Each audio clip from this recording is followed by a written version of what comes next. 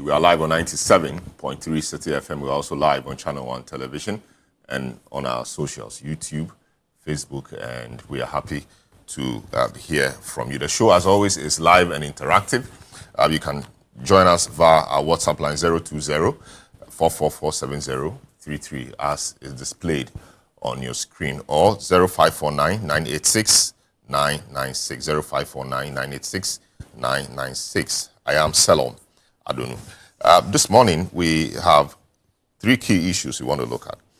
There's been some issue around certain bail conditions. Of course, Paul Adomotri, former board chair of the Ghana Airport Company Limited, was held by the Office of the Special Prosecutor over some matter around a revenue assurance contract the Ghana Airport Company had with a private firm.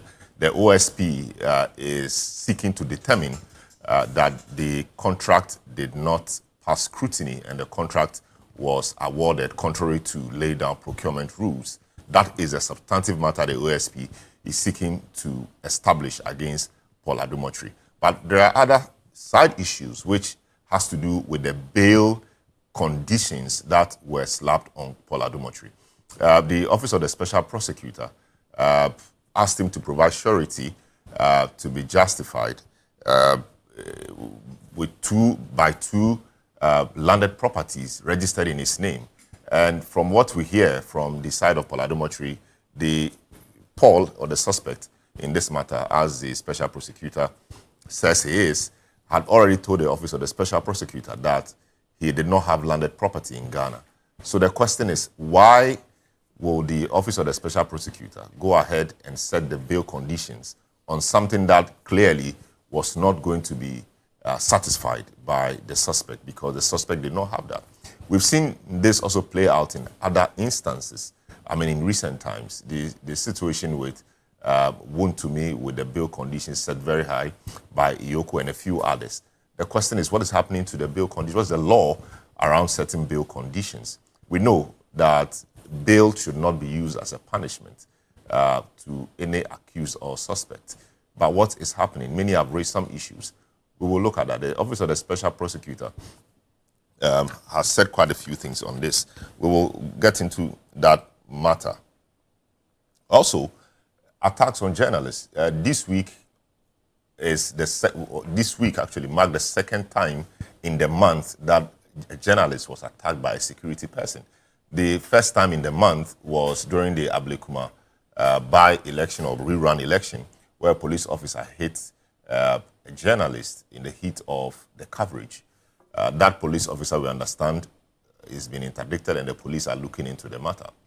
As if that was not enough, just this week, a Joy News reporter was actually beaten by some military people around Spintex, where they were there to provide protection and assistance to the demolition of a structure believed to belong to the Magdan Group. The GJA is not happy. The GJA has issued a 7-day ultimatum for the perpetrators of that abuse and assault to be disciplined by the Army or the Ghana Armed Forces. And indeed, the president, who is the commander-in-chief of the Ghana Armed Forces, has condemned it. Statements was issued quite promptly from his office condemning the act. And he also, the following day or so, added his voice to it when he was swearing in some ministers. He said it was despicable, he condemned it, and it did not have to happen. For that reason, he has said he will convene a meeting between the leadership of the military and journalists to see how the two sides can work together. But should that be the place, or should that take the place of punishment or exacting some discipline on the officers that undertook that criminal activity by hitting the journalist who was in his line of duty, performing his duty? And what even happens to the interviewee who was also beaten by the security people, the soldiers? Nobody has said anything about him, but we will want to find out where he is and what's been happening to him. We'll go to the courts again. We'll look at the issue of the Chief Justice. It never goes away. This week as well, the High Court threw out an application for review filed by Justice Tokonu to halt her removal process. The High Court Human Rights Division said that the application was an abuse of the process and that the High Court even did not have jurisdiction to look into the matter. This actually is the second time the Chief Justice is suffering a blow in the court in respect of the same impeachment proceedings. This is a big issue on 97.3 City FM. We'll take a short break. When we return, I'll provide you some updates, introduce my guest, and then we'll get a discussion underway. Don't go away.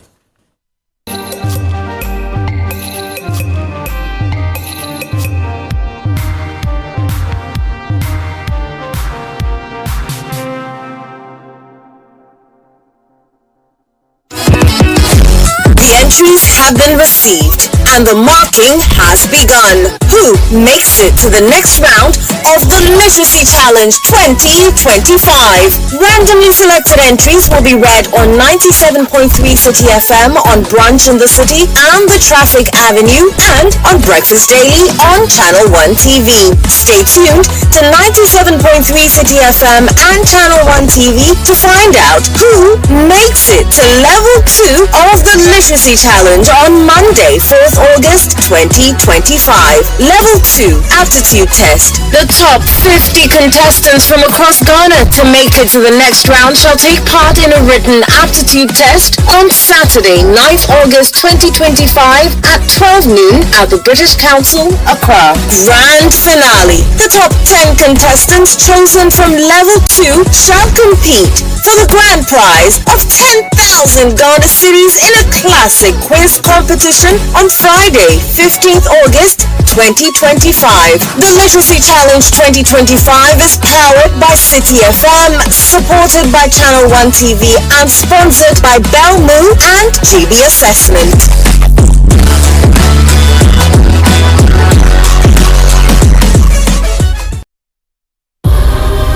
No matter how far you run away, you always come back to where you started.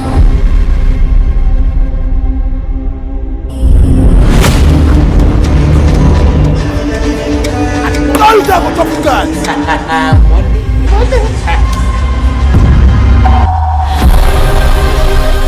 Tortured, mutilated, fingers cut off. I'll lend you the money. My boss believes in giving players another chance. You don't know what to do if you don't have the money to pay back. Come and listen to me. Sir, it's done. Good. 1 week. That's all you got to pay up. You've been gambling. Unfortunately, we're still chasing shadows. He's clearing the board to make way for something bigger. How could you do this to us, God?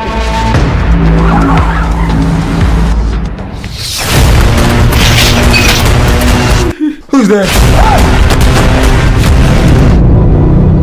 I can fix this.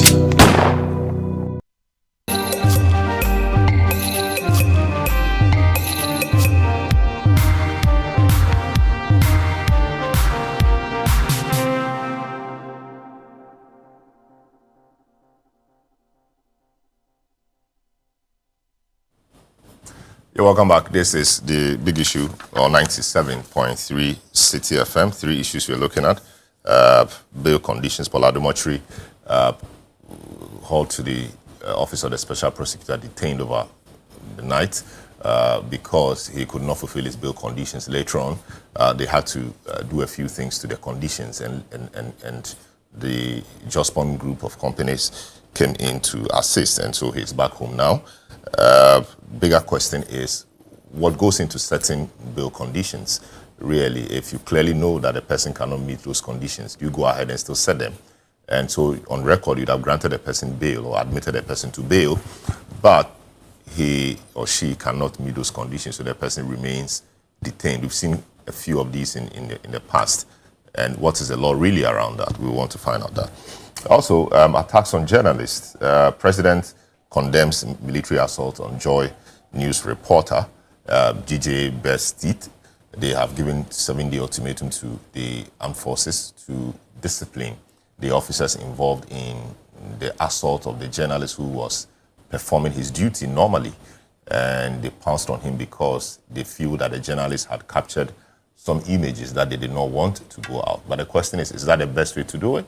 Do you beat the journalist, put him in a car, drive him to the National Security Office. For what exactly? What crime did he commit? What do you want to investigate? He was there to cover a newsworthy event. And so why do you subject him to that? And what is the military really doing about this? They have issued a statement themselves saying they are investigating it. What exactly are they investigating, and how long will this investigation take? We will deal with that as well. And the matter of the CJ suspension, the CJ continues to fight for her position. And whilst the impeachment process also goes on, we understand that the process will come to an end quite soon, and then we will know whether enough case would have been made against her to oust her, or the case against her will be dismissed, so she stays as the Chief Justice of the Republic. But the High Court this week threw out a review application, a judicial review application. She had sent to the court. Her view was that most of the things happening were improper, but the High Court ruled that it was an abuse of the process, the court process, and that the High Court did not have jurisdiction to hear the matter. So it's back to the same point. She has to continue hearing the matter. And the case at the ECOWAS court as well appears to be on ice, as the ECOWAS court, we understand, is on vacation, just as many law jurisdictions across the world. So that's where we are. The impeachment process is ongoing. We understand it's getting to the end. A lot of witnesses we hear have been called, and very soon we'll get to the conclusion of that, whether she gets to stay or she goes, she remains the Chief Justice of the Republic. My name is Salom Adonu. Now, let me provide you some updates of the happenings, of the stories we are bringing to you, the matters we are bringing to you. Now, President John Dramani Mahama has condemned the recent assault on Joy News journalist Carlos Kaloni by armed military personnel during a demolition exercise at Spintex in Accra on Wednesday, July 30. Allow me to condemn in the strongest terms the recent incident involving the manhandling of some journalists by our security personnel. Such conduct is unacceptable and will not be tolerated. I have instructed that the incident be thoroughly investigated and that the officers involved be sanctioned accordingly.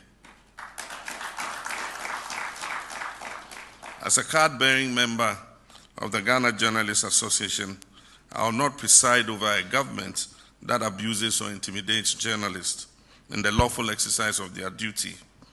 A free and responsible press is indispensable to our democracy, and we must all work to protect the media. I'll soon convene a meeting between the heads of the security services and the leadership of the GJA to plan a program to orient our troops to recognize the media not as enemies, but as partners in development.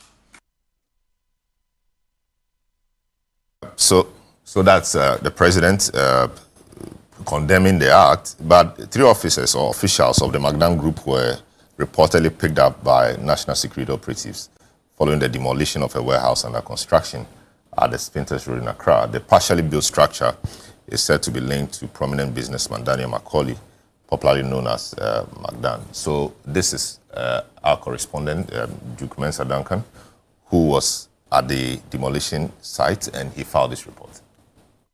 Channel 1 News sources say the Chief Executive Officer of the Magdan Group, Kweku Amprofi, the Chief Operating Officer, Neil Macaulay, and the Director of Estates, Gerald Duku, were picked by national security operatives following the demolition of a warehouse under construction on the Spintex Road.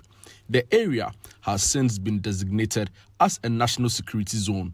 Earlier in the day, a bystander giving an interview to a Joy News reporter was assaulted by armed military personnel. In a related development, journalist Carlos Kaloni was reportedly arrested by national security officials and was later released. Government, in a press statement, condemned the attempted arrest of the Joy News reporter and the reported assault on the eyewitness, describing the actions as utterly unacceptable. The operatives following the demolition of a warehouse under construction on the Spintex Road. The area, the operatives following the demolition. All right, so that was Jude Mensa Duncan.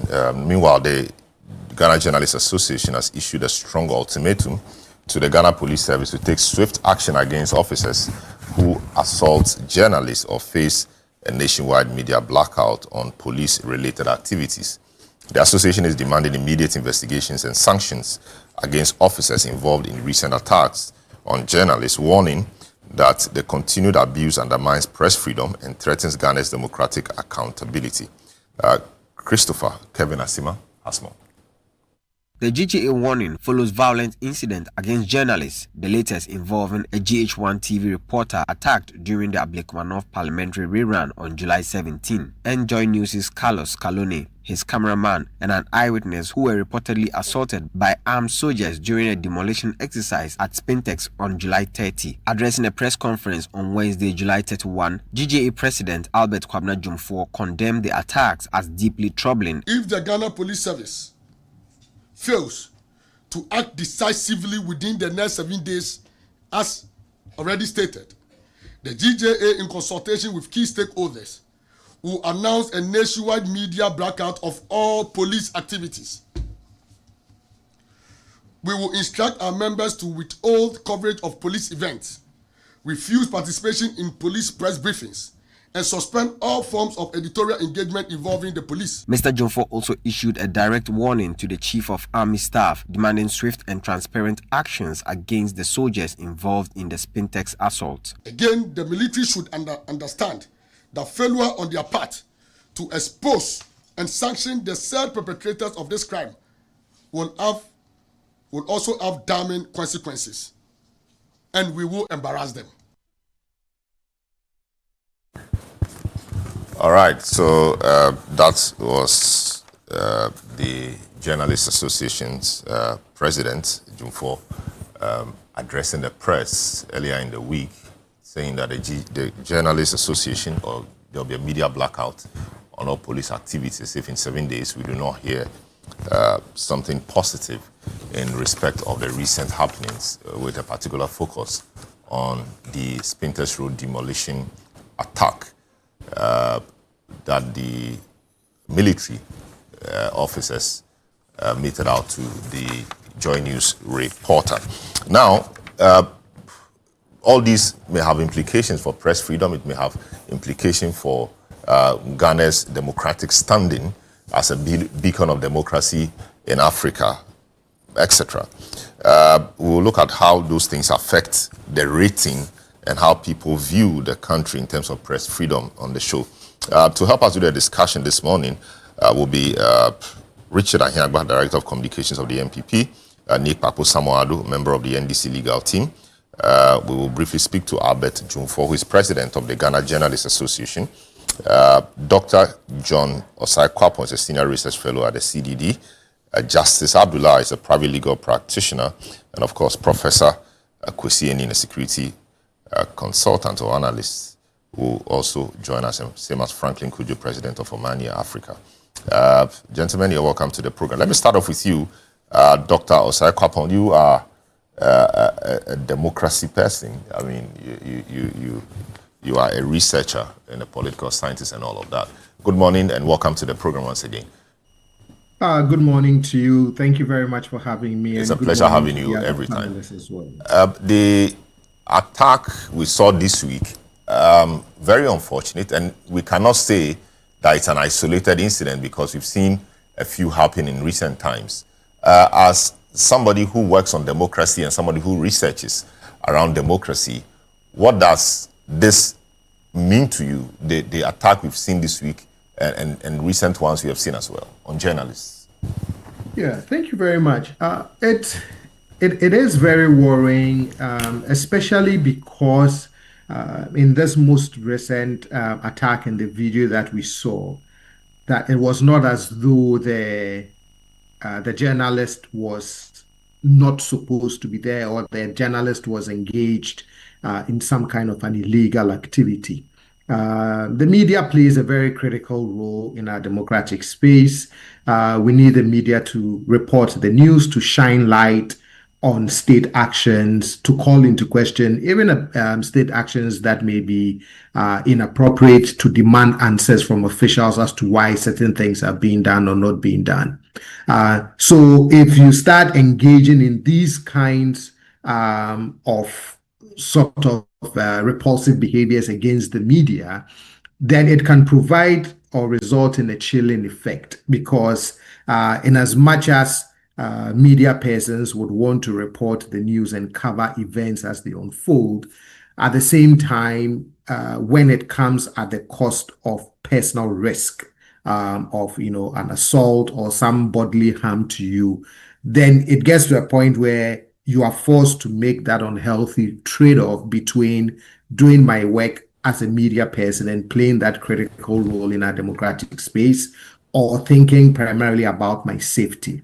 And you can't fault a media person for choosing safety over even the obligations of their or the importance of their work. And if that and every person in the media space starts withdrawing, then you can imagine what that can do in terms of official behavior. Nobody's watching, nobody's covering, and therefore you can see how, for example, it can result in even a lot of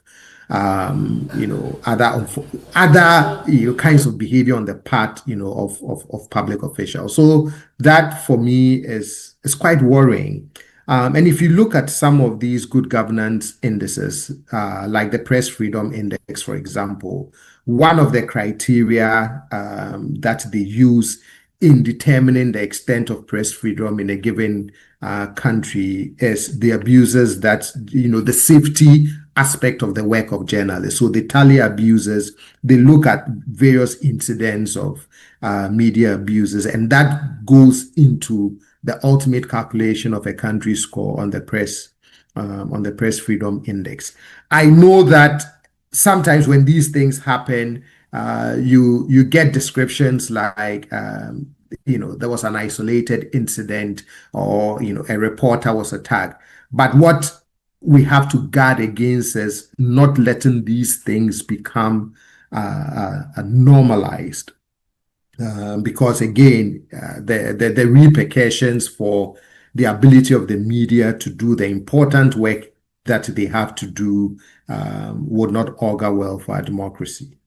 Very well. What do you make of the response? We saw quite some swift response from the Office of the President.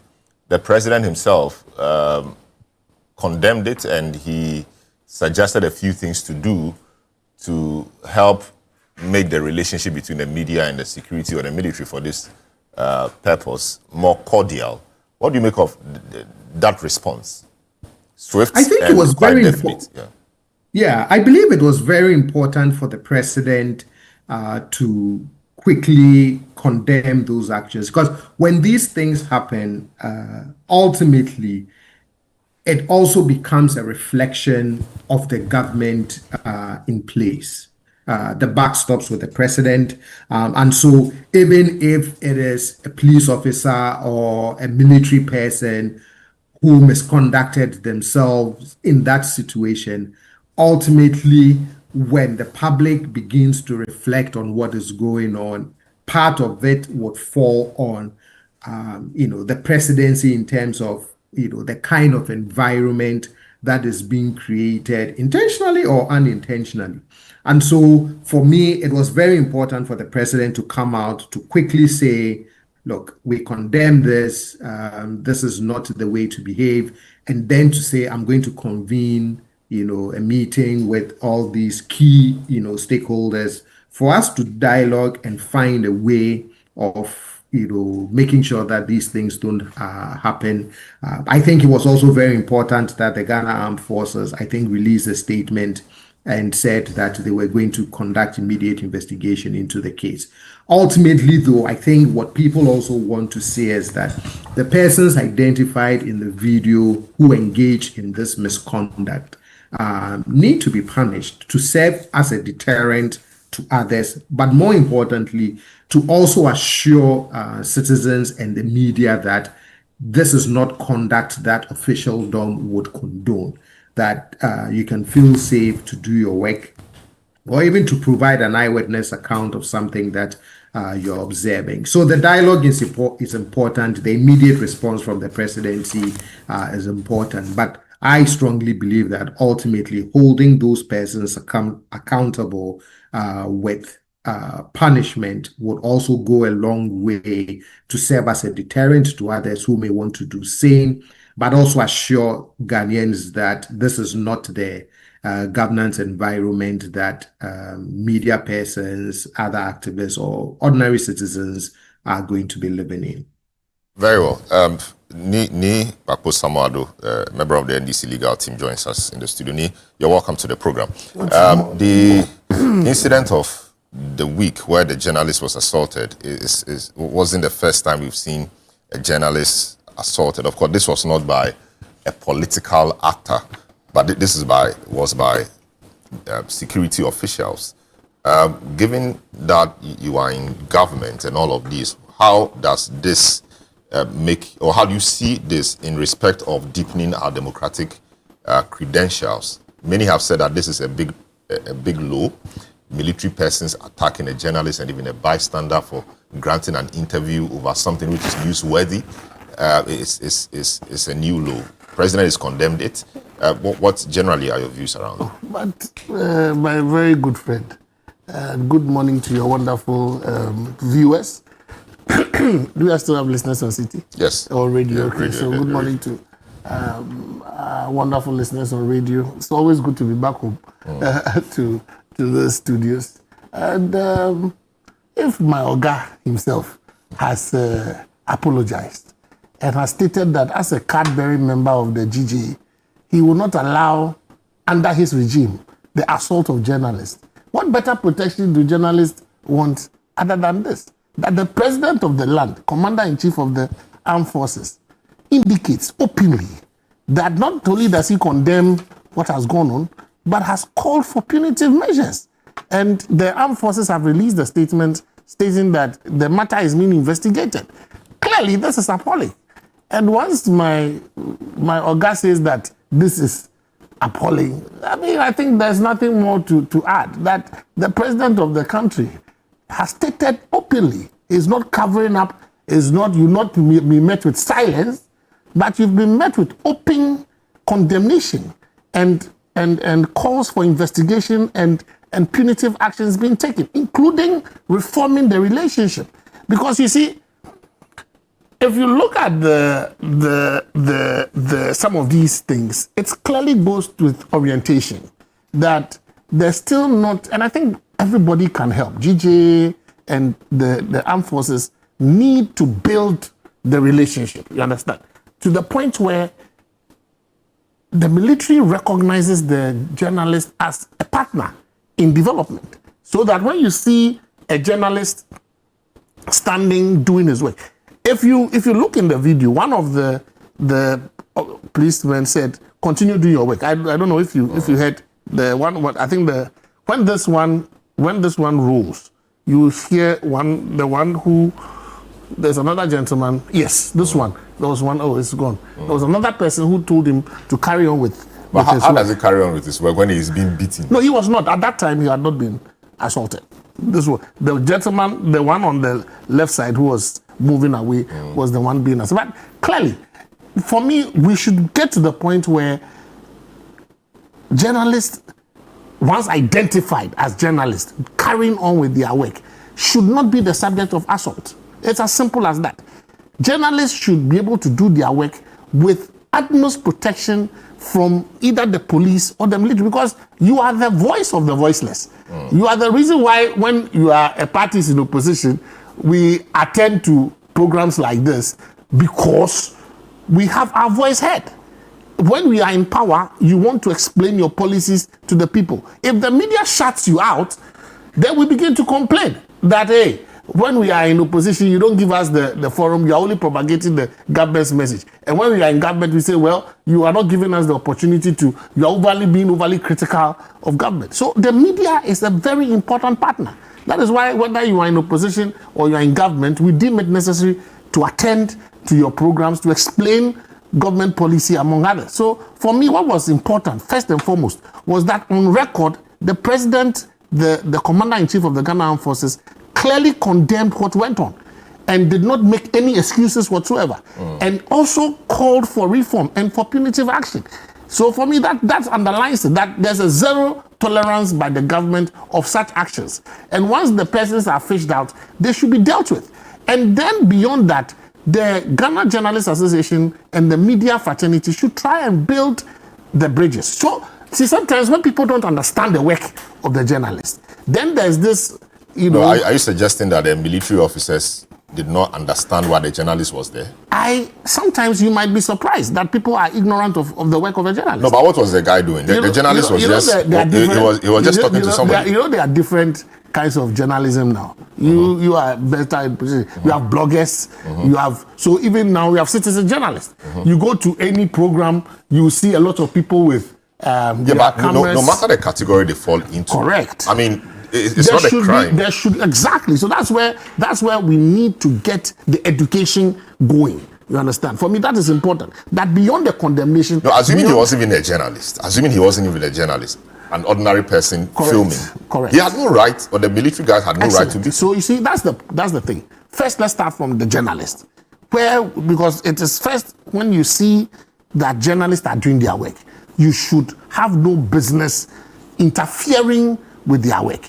And if you have security concerns, there must be a way to coordinate that relationship. So that's why I'm calling for first a partnership between the journalists and the military and the police and the security services, all security services. So that, for example, if you visited Isawam and there's a security zone, for example, if you're not supposed to film at a certain point or you're not supposed to do certain things, the security official should be able to tell you why we don't allow certain things in certain areas. Then as a journalist, you also tell them why in doing your work you need to do it this way or that.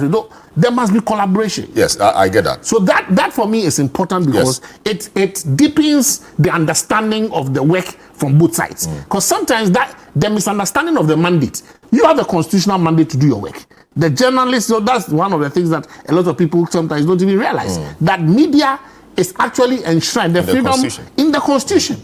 The media are supposed to hold government accountable, and the freedom to do what the journalists do is guaranteed because of our history. You understand? So that must be explained. People, maybe the National Media Commission, you understand, and the NCC, all must take the lead in letting our authorities, especially the military and security services, know the role that media is supposed to play. That it is a constitutional mandate. It is not simply because people like establishing radio stations or TV stations and carrying cameras. It is actually a constitutional duty you are carrying out. So the same way the armed forces are set up, the various security agencies are set up to carry out constitutional duties like the police, prisons and all that, the journalists all have a constitutional basis to exist. Once we all understand that we have a constitutional existence, we all form out of the Constitution, then we must learn to coexist. It's the coexistence that is sometimes a bit patchy. Because you see, one party has the monopoly on the use of force. And if you don't orient that person, that look, in the exercise of your use of force, you need to take into account the rights of the other constitutionally established bodies. So that as you are perhaps creating a security cordon, if you are covering a demonstration, if you are covering elections, if you are covering a press conference, if you are covering a security zone, these are the do's and don'ts. Once you have those, which could evolve into a handbook for journalists and for citizen journalists and for all categories of journalists. That, for example, when you get into the BNI facility area, these are the things you are supposed to do. These are the things you are not supposed to do. When you get towards the Flagstaff House, these are the things you are allowed to do. These are the things you are not allowed to do. It will help to build the relationship because you need each other. You understand? The military police need the journalists when you want to carry out your message. Maybe you are doing a special exercise in, let's say there's an AU conference and you need to cordon off a certain area. What do? They issue a statement and put it out in the media. And it's the media's responsibility to carry it out. If you don't partner and there's always hostility in the relationship, it doesn't help. But where there are excesses which amount to criminality, like what we saw, we can't condone such behavior. Clearly it must be condemned. The people who were involved fished out and punished. But beyond the punishment, there must be a call for a deepening of the relationship. You can't have a situation where it's always confrontational. It doesn't help anybody's work. You made mention of the fact that if the place is a security zone, you need to know, etc. But the issue about the place being a security zone prior to the demolition, I'm not sure was known. Oh, no. I'm not saying that. In this specific sense. Because the military came out, or the security guys came out after that to say the place was a security zone. The point is simple. Once the president has condemned this behavior and said that it's unacceptable, it's unacceptable. There's no excuse about it. We just need to do is to be able to understand that moving on, there must be an effort on both sides to try and meet at a certain point and try and understand each other's mandate when it comes to their work so that we avoid these clashes. I see. Let me speak to Richard. Hello, Richard. Welcome to the program. I guess you are well. Been a while. The media has been on the receiving end from powerful institutions, including political party activists. In this case, it's not political party activists that have been involved in this. This is a security. We saw this earlier in the month, and you've seen this again. What's your general view on the assault, the response many have described as swift from the seat of government, and the matters arising? Hello, good morning. Good morning to my co-panelists. Salam is troubling. And I think I want to make the point that it shouldn't matter if it's a journalist or a citizen. And it shouldn't also matter if it is a police, military officer, or a political actor who assaults a journalist or a citizen. It should not be accepted. We should condemn it in no uncertain term. And so what my brother Lee Papo is trying to do to kind of provide cover and create the impression that somehow we should be teaching common sense now to police, to soldiers, is nauseating. How are you trying to tell me that if a police officer or military person sees a citizen doing something, even filming in a security zone, is the reaction to beat the person? Is that society we are? That when you see somebody committing a wrong and you are a state official, you're a security officer, is that a training they give them that when you see somebody beat them? Is that what they tell the police? So what is Nick Bako trying to tell us? That the police don't have common sense, they've not been trained. The military doesn't have common sense, they haven't been trained. So when they see somebody doing something which perhaps goes against the law, which in this case there's none, then they should beat them. Their instinct is to beat the person. And so in order to discourage them from beating people, we should train them on common sense. They should stop insulting. Yeah, that's just don't rationalize this. No, I'm not rationalizing. I'm not rationalizing. I'm just moving the point. Yeah, I'm just. No, that's your summary or interpretation of what he has said. I said. And I think that is very and I think he premised it on the fact that once it's been condemned by the highest office of the land, I mean, who is he to rationalize or to justify? I'll get to that one. No, but in all fairness, what he's saying, I said, is completely wrong. I never said that the police have to be taught common sense. No, that's summarized me fairly. You don't say that I'm saying that the people should be taught common sense. That's very unfair. That's very, very unfair. And I can summarize what he's saying and give it and give him the same measure of what he's saying. I get that. Richard, of course, of mine. Let's not go there. He didn't say, or he didn't imply that so why would he common sense should be taught. You know, yes. So you just go ahead and make your point. Yeah, go ahead and make your point without being personal. Nick Papo is a senior brother. I like him. Exactly. That I also like. So I don't know why he wants to personalize it. No. Just make your point. You are communicating. Yes. You don't teach me. You don't say things I haven't said. Just stop. Hold it. Richard, make your point. Yes. So just make your point or make your view known. Yeah, you should make his view known. Coming. Allow me to.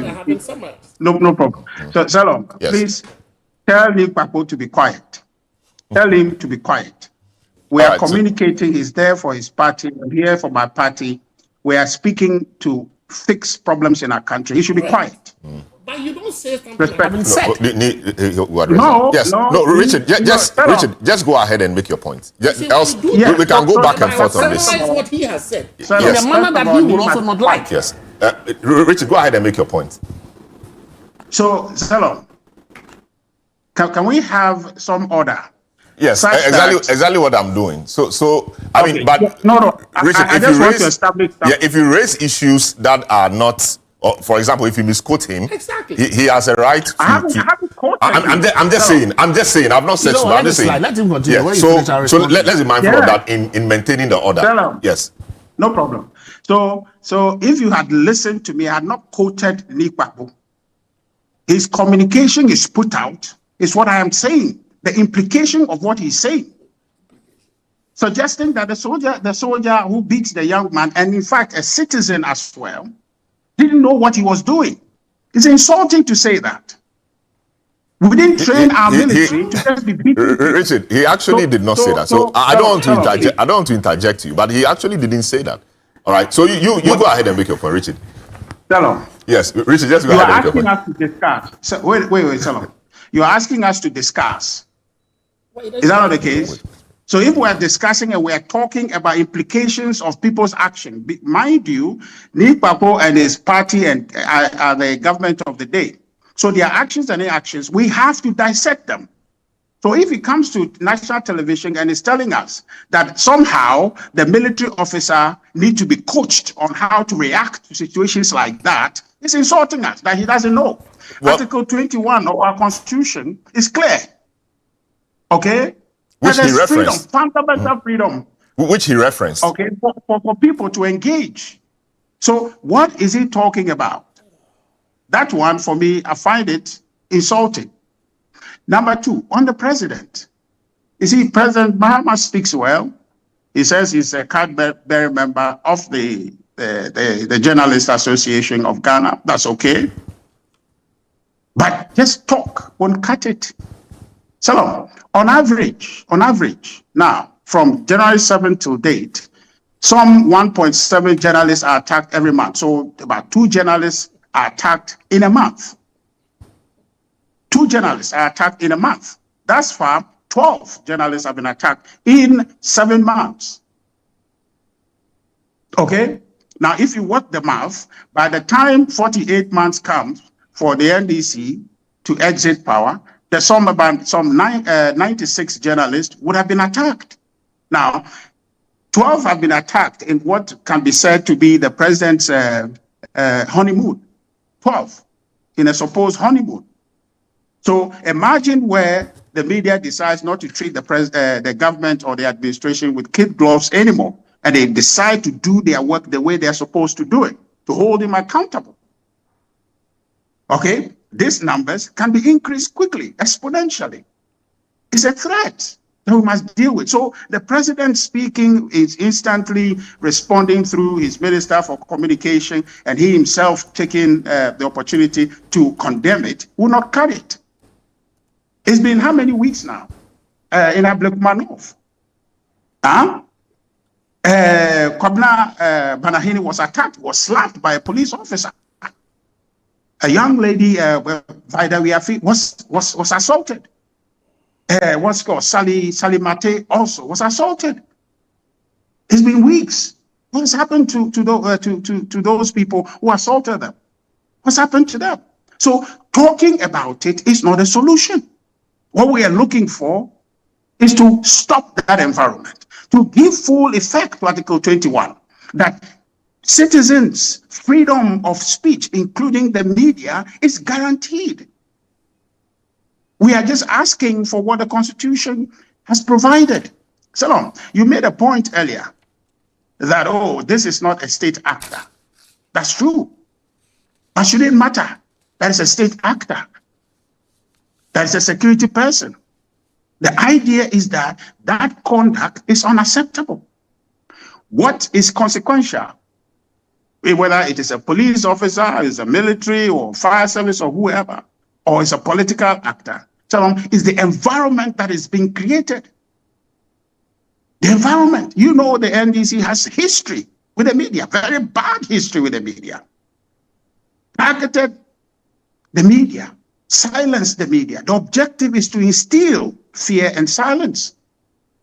That's the objective. I am not saying that under other regime this does not happen, these things never happens. But the point is that there is a particular history with the NDC when it comes to the media.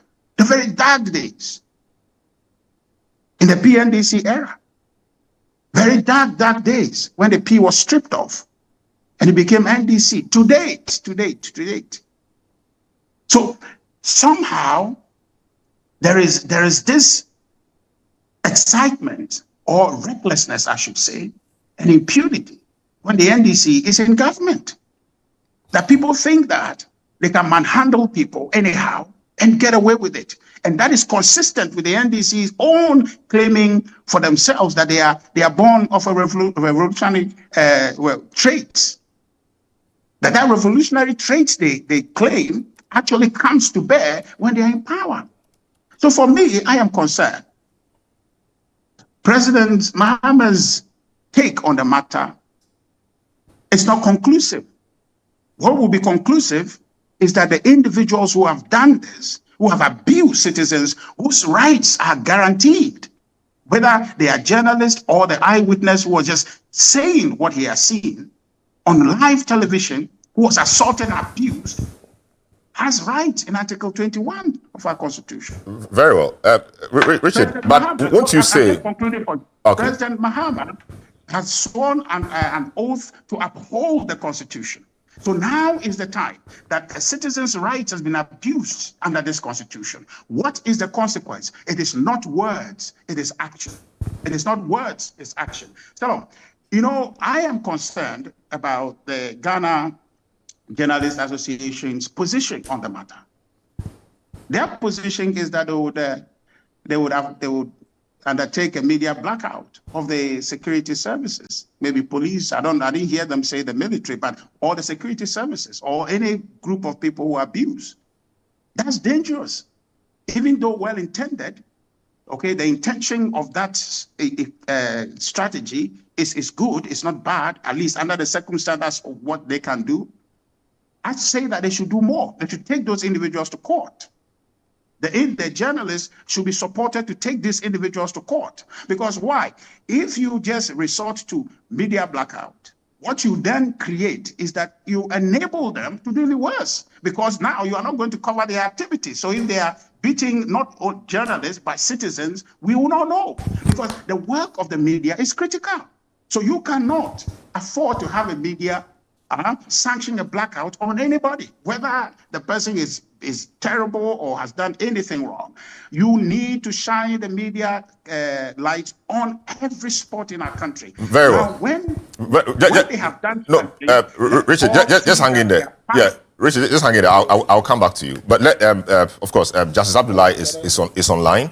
But we've been joined also by Professor Kwesi Enin, who is a security analyst, security consultant, an academic, done quite a lot of things in the arena of security. Let's take his perspective on this matter. Hello, Prof. Good morning. Welcome to the program. What is your general impression about the incident we witnessed in the week, coupled with other ones we have seen, and recently what happened in Ablekuma North? What is the problem? What is the problem we are dealing with when it comes to the mindset of security people vis-a-vis journalists at work? Well, I think over the past couple of years, we are seeing a certain direction in civil military. Ashaman,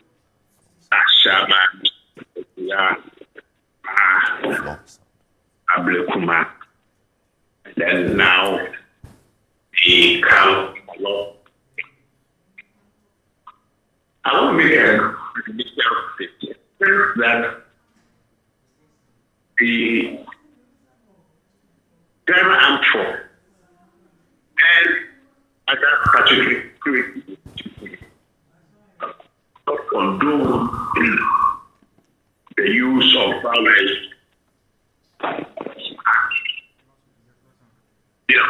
As an institutional, tactic. But be that in huge institutions, you will always find individuals or groups who seek to take the law into their own hands under technical pressure, and particularly when it comes under the amorphous national security. So the institutions themselves are very clear as to where they stand. It is the ongoing investigation to ascertain the circumstances around what led to the incident that we have. But time is of the essence, because it is most important for the Ghana journalists to be able to assure us that they are safe, that can work out their work. But also for the Ghana Armed Forces, the Ghana Police Service, because these are issues of reputation, right? And of the nature of the relationship with the civil. Time is of the essence again, because we know what is happening in Boko and elsewhere. You know, where I think yesterday or 2 days ago, the National Security Coordinator has actually stated that almost about 100 conflicts, defensive land issues are posing an existential threat as a nation. So the statement by the Ghana journalist, which is of a total blackout, and I understand where they are coming from, but I also don't think that will let resolve the structural issue around this. I think we need careful dialogues, training, and a series of engagement that builds trust. Because we need the DJ to help us to get to know what is happening in the country, but also sometimes actually to give a voice to the statutory institutions themselves, you know, about what they are doing, that is right, some of the challenges that we are facing. So we have a lot of work to do as a nation to improve this important relationship that we need by always to try to get right for national development. I see. The president condemned it, and he has proposed some pathway to improving the partnership and maybe resolving, I don't know if it's mistrust or misunderstanding of the role of the media. Is that the best approach to resolving this and ensuring that this doesn't happen again in the future? Well, it's one of possible paths, but there's a need for constant engagement. Now, the tense relationship is about misunderstanding, misrepresentation, and then historical suspicions that breed misunderstanding and that occasionally spills out into all kinds of misbehavior that we have seen. But another issue that I think we need to talk about, we are talking about GJA, uniform security problem. But if we take or we consider a couple of cases that have come into the public, when do statutory security get access to critical information upon which they act? And how should those operations the undertaking. And I want to cite one example is the demolition of this particular structure.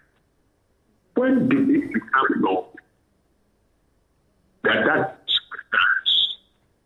ought to be abolished? Have the facts just come out?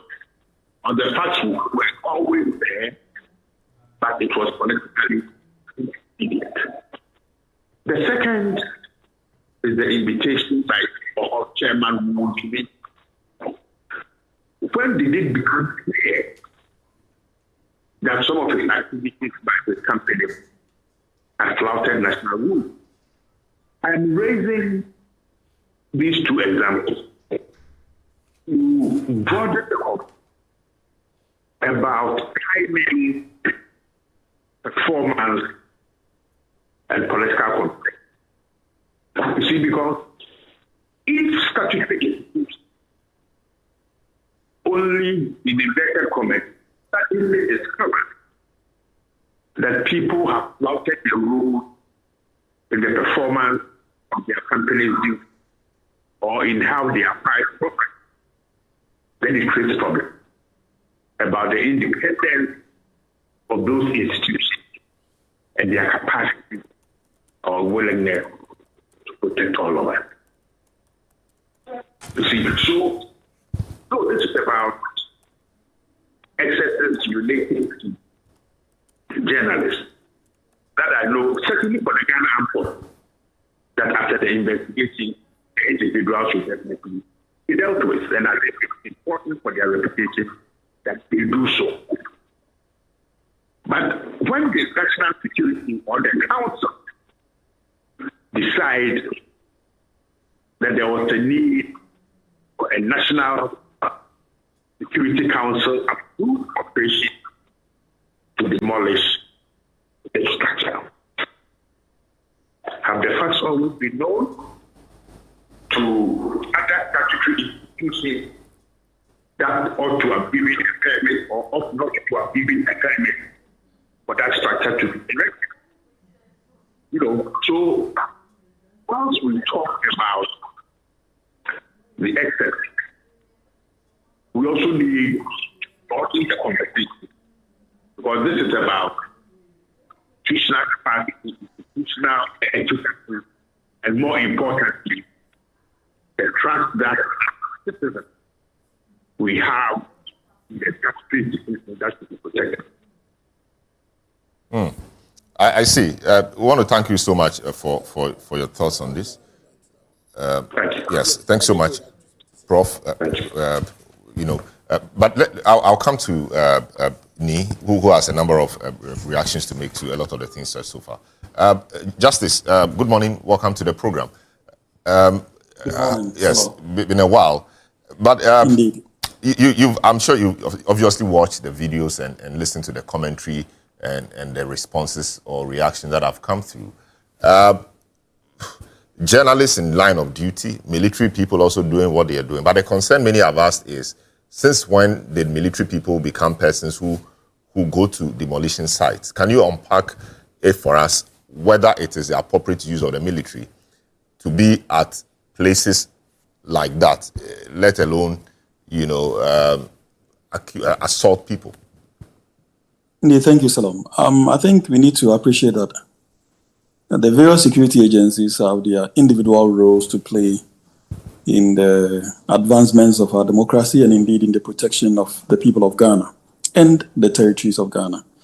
Each security institution has specific role under the Constitution and indeed also advanced in the various statutes that expand on their roles and their functions within the Republic.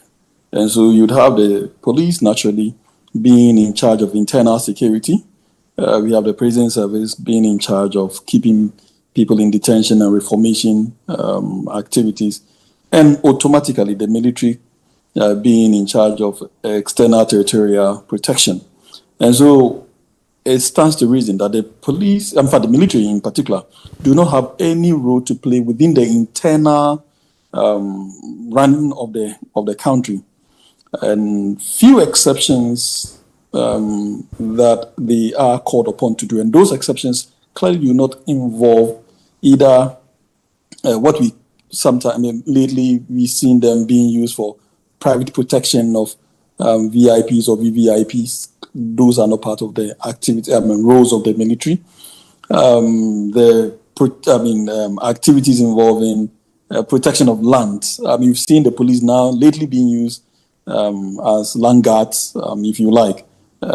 People with appropriate resources, get them onto their lands, and appropriate resources and need connection, get them to protect their lands and do all manner of things that the military is not designed for, such that they interface directly with civilians. And that has never been the role of the military. The moment that interference, the interface between the military and the civilians occasion, it brings all kinds of unattended consequences that are not within the law.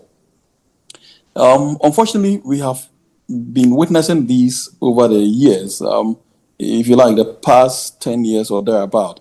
And we just look on without complaining or addressing these issues. So we saw them, for instance, going to Ashaiman, attacking everybody there, because ostensibly a military officer had been murdered, and rather than allowing the police to do their appropriate investigations, we unleashed the military onto civilians and within the civilian population, where a lot of human rights abuses were recorded, and that issue has still not been addressed appropriately. We've seen the same thing happen with somewhere in the north, where the military went on rampage, attacking and beating every single person to pulp for reasons that are yet to be appropriately explained, and nothing has been done to address these issues either. We've seen a lot of confrontations between the police and the military themselves, attacking each other, and most of the times overpowering the police, and sometimes few instances because the police have effected an arrest of a military officer, or they have stopped them midway in their journeys and all of that. Now, I think these matters, having been left unattended to, is gradually creeping into our everyday life, such that we find it very convenient allowing the military to attack and do as they please. I have watched consistently the videos involving the warehouse demolition, and how an individual who had granted an interview to a journalist was attacked simply on the basis of saying things that I'm sure was not pleasing to the military officers who were there. The man attempted to run. They chased after him, pulled him down, made him kneel down. You could see one ostensibly attempted to pull out his gun for reasons that you can never explain. You are attacking an individual who is running away. And the easiest option that came in mind was to attempt to pull his gun, either to scare this guy into submission, or possibly to fire a warning shot, or to do the worst that we could possibly not think of. Now, we cannot simply sit back and watch these things unfold. The moment we keep doing that and pretending and behaving like ostriches, tomorrow we wake up to a scene that we can never describe, and we may probably not have the opportunity and the appropriate tools to quell it. So it is important for us to start addressing these matters right from the onset. And the lip service cannot, under any circumstances, deal with these matters if you do not take active steps to address them. We need to make each of the security officers know their place within our democratic dispensation. They need to be in line, play the roles that they've been assigned constitutionally and legally to play. With failing to do this would one day occasion all of us into the sort of chaos that we cannot contain. And I consistently implore all of us, and indeed the powers that be, to take these matters very seriously.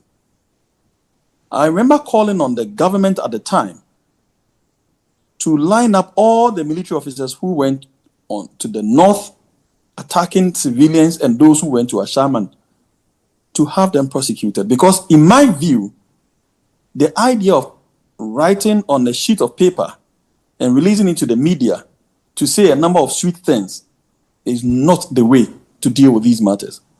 Public condemnation is good, but it has its own limits.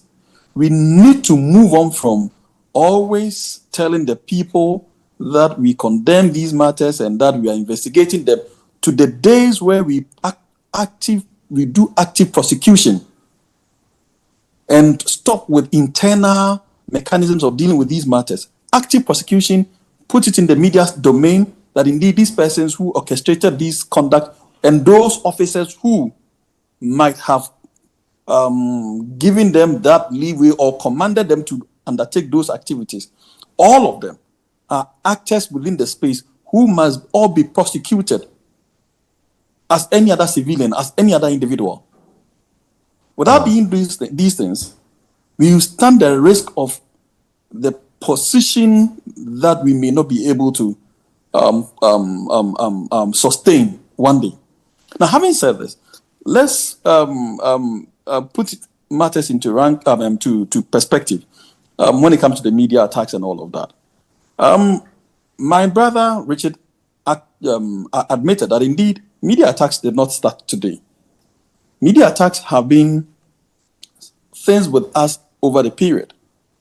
And consistently, we attempt to address it by playing the ostrich and always releasing press releases and press conferences, which do not solve the problem. They do not in any way solve the problem. So, in view of that, I was expecting, with all the things Richard said, I was expecting that he would tell us what the MPP government, for instance, did when Gabi Asare-Chirdakun and co were beaten to pulp during a demonstration. I remember at the time, I think this was in 2015 or thereabout, that at the time, President Mahama was in office. Nothing serious was done about this. And a lot of media men also suffered. I remember this was a time that someone had his eyes popped up. I think it was at a similar demonstration. The same demonstration. That's what I'm saying. It was the same demonstration. Nothing was done during that period. And a few months later, the MPP came into office and absolutely nothing was done till date. Now, so if Richard believes that doing so much more will be the thing to cure this mischief, I expect that he tells us the steps that were taken to cure this at the time that he was in government. Now, mind you, and this is without playing any political card, the rankings from 2012 to 2022 at the world stage, President Mahama scored the highest for Ghana. The highest score we had was in 2015, when Ghana placed 22nd on the rankings in the world. And within the same period, President Mahama from 2013 all the way to 2016 scored in Africa the second and the third highest in Africa. And this needs to be put on record that bad as our situations may be, we have consistently been doing so well, at least within the era of President Mahama. Of course, within the African stage, President Akufo-Addo scored the highest in 2018 when Ghana became the first in media rankings. But conversely, and weirdly, the same President Akufo-Addo scored the worst both in Africa and in the world in 2022. And so we should remember that if we are putting the MPP and NDC on the same scale, I think at least within this, the areas of President Mahama and President Akufo-Addo, President Mahama will arguably be the best in terms of world rankings and African rankings, because consistently he scored the highest. And so I do not think that based on these rankings from 2012 to 2022, world records and then indeed the African records, I do not think that Richard would have any better say in condemning the activities of President Mahama, because his own president at the time scored the worst both in terms of the world rankings and in African rankings, even though within 4 years earlier he had scored the best in terms of the two rankings. And so but Justice, we want to be we want to progress. I mean, we want to be progressive. Yes. In progress, we want to do better. Yes. In progress, this is what I say, that we should move on from first making comparisons, second releasing press statements, and get to that stage where we do active prosecution of people who are found to be abusing the rights of the media. That is the best solution, because that's where we are supposed to be at this point. We should not be treating these matters by releasing sweet statements and flowery languages within the space of the media, making it look like we are doing something when we are in fact not doing anything. Because if you check within the same 10 years, we have never seen any active prosecution of any person, whether within the police service or the military or any other security agency, who has been prosecuted for flouting these rights. And let's remember, these are all criminal conduct. They are not necessarily civil issues that we can simply let go and resolve behind the scenes. These are criminal conducts, and criminal conducts must be treated with the criminal procedures and the level of criminality that it deserves. We can't just overlook it. Very well. This is my position. Great. The internal mechanisms in dealing with these matters have never helped. Besides, we have never even known the outcomes of these internal mechanisms of dealing with the matters. Very well. And they don't help in any way. So let's move on. Let's prosecute. Good. Thanks, Justice. I'll come back to you. Now, let's quickly speak to Albert Jumfor, who is president of the Ghana Journalists Association. He's been a very active president of the GJA, protecting journalists and standing up for journalists, which is very commendable. Albert Jumfor, good morning. Welcome to the program. And let's commend you for the hard work you are doing for us, acting really as our president. And we are grateful to you for that, and we hope that it continues. Yes, you've given an ultimatum to the police and related agencies to do better. You're giving them a 7-day ultimatum. Why are you giving them a 7-day ultimatum? Okay, thank you so much, Salom, and good morning to your service viewers and listeners, and good morning to the panel. Salom, I don't know if you will permit me to clarify one or two things. I was listening to the conversation which the NDC is a legal, one of the legal rep, all right? Am I saying right? Yes, that's if you are referring to Ni Papo Samoado. Just go ahead. Let's see the point and we'll know who made it. Okay, because no, the one you just interviewed, the last one he spoke to. No, he's a private legal practitioner, Justice Abdullah. He's calling for prosecution of the perpetrators, yes. Okay, but let me first of all, say that when it comes to the prosecution, which Justice mentioned, we agree to that, and we are fully in full support. But one clarification is that, yes, he was doing some comparison in terms of the WordPress Freedom Index, our ranking on the WordPress Freedom Index. Yes, I'm quick to say that, Solomon, in as much as we agree that the previous administration recorded the worst WordPress Freedom Index, the worst ranking ever. Under the same previous administration, Ghana recorded the best.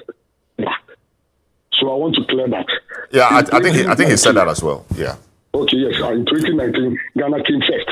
You understand? Under the previous administration, but same administration recorded the work. Now, coming to what is happening and what journalists are being faced with in terms of impunity and attack on our members and all that. Yes, the 7 days. Why the 7 days, as you asked? So we have been having this issue recurring every time, here and there. In fact, if you remember, last year, we took some drastic measures or decisions in order to curb or to end such impunity. And I can tell you, and I remember one time you were there. You were there when one of your own was attacked in Yendi, and together with you, we took some decisions which yielded, because it was very biting in terms of the blacklisting of some senior officials of government and the consequences thereafter. It was really biting. We had these persons coming over or coming back to us to beg and to call for a truce and all that. That should tell you how this measure really worked or prepared for us. Now, in terms of prosecution, like Abdullah said, yes, there has been some prosecution even under the previous administration. But what we have realized is that the court or the judicial service, yes, are not doing us so much good in terms of the punishment method as to some of these people. Now, let me give you a case, for instance. There was an invasion by some NPP tax at UTV who had gone there to attack panelists on UTV entertainment showbiz, if you remember. Yes. The panelists and then the host. Now, some of them were even with arms and all that. What did we see? The police ended up preferring weak charges on these people, and then they processed them before court. The court, based on what we know under the misdemeanor, under the criminal case, gave the minimum and even below the minimum penalty unit as punishment. The penalty unit is supposed to be 252,000 penalty unit. The court ended up giving 200 penalty units, making them pay about almost 2,000 something just to go for free. Is this deterrent enough?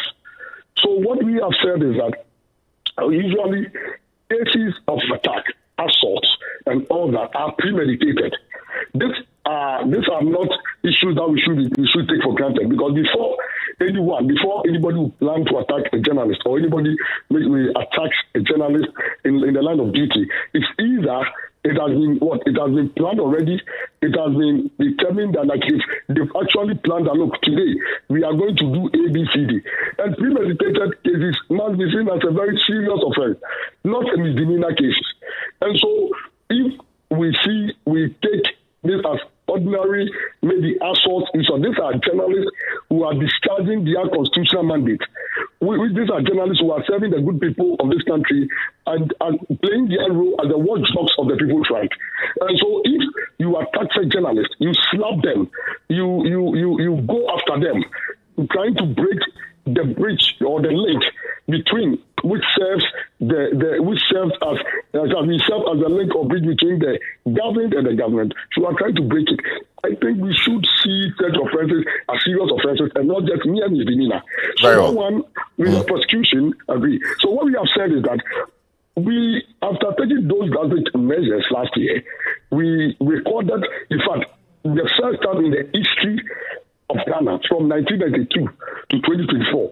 Last year was the only election year that we recorded minimum attack to journalists.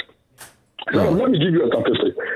Averagely, every year in the past 20 years, the data available to us indicates that every year the media, we record about 12 attacks on journalists. That is average.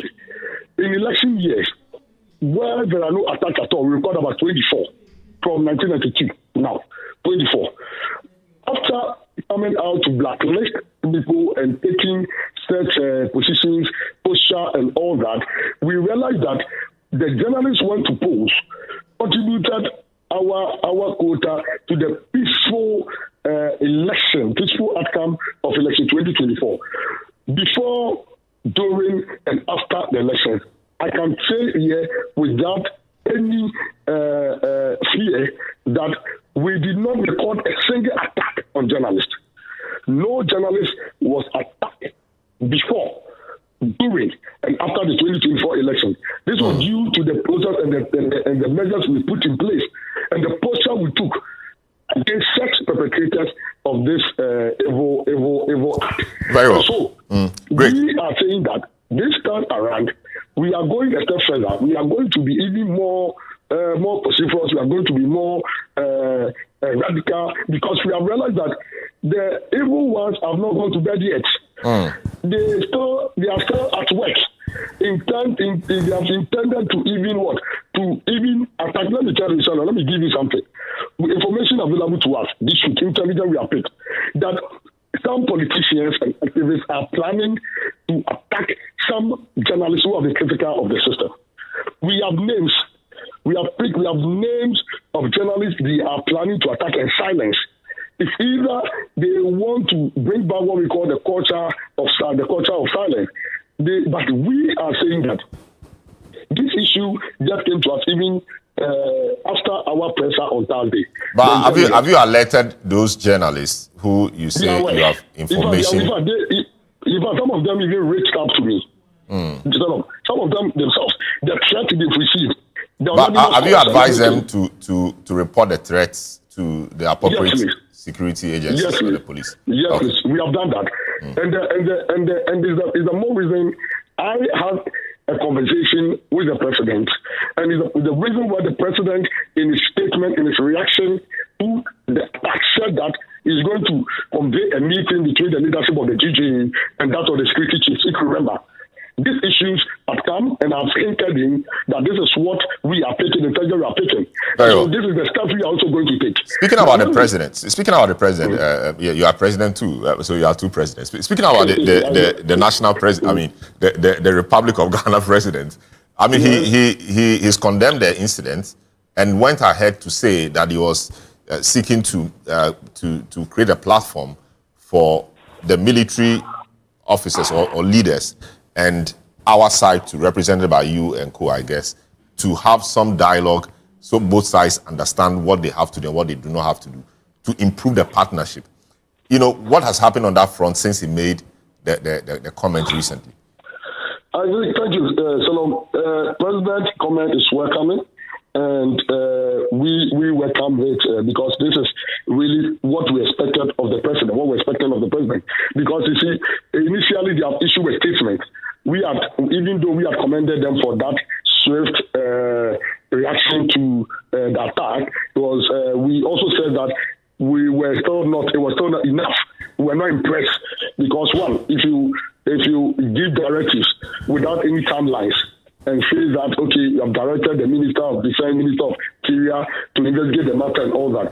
We people beat journalists, and the videos are out there, their images are out there, and we don't call for the arrest. We don't call for the interdiction. These are men in uniform who we can easily identify. Even with the Ghana Police Service, whether for publish or not, at least when the Promotional incident happened, a senior officer who slapped a journalist was immediately interdicted before investigation was said. Yes, so this is what we're expecting. And there was no timeline. And in this country, anytime we all know that the perception, the perception of the people, or what we know is that as soon as an issue happens, there's so much pressure on government and all that. After a week or two, it dies out, and that is it.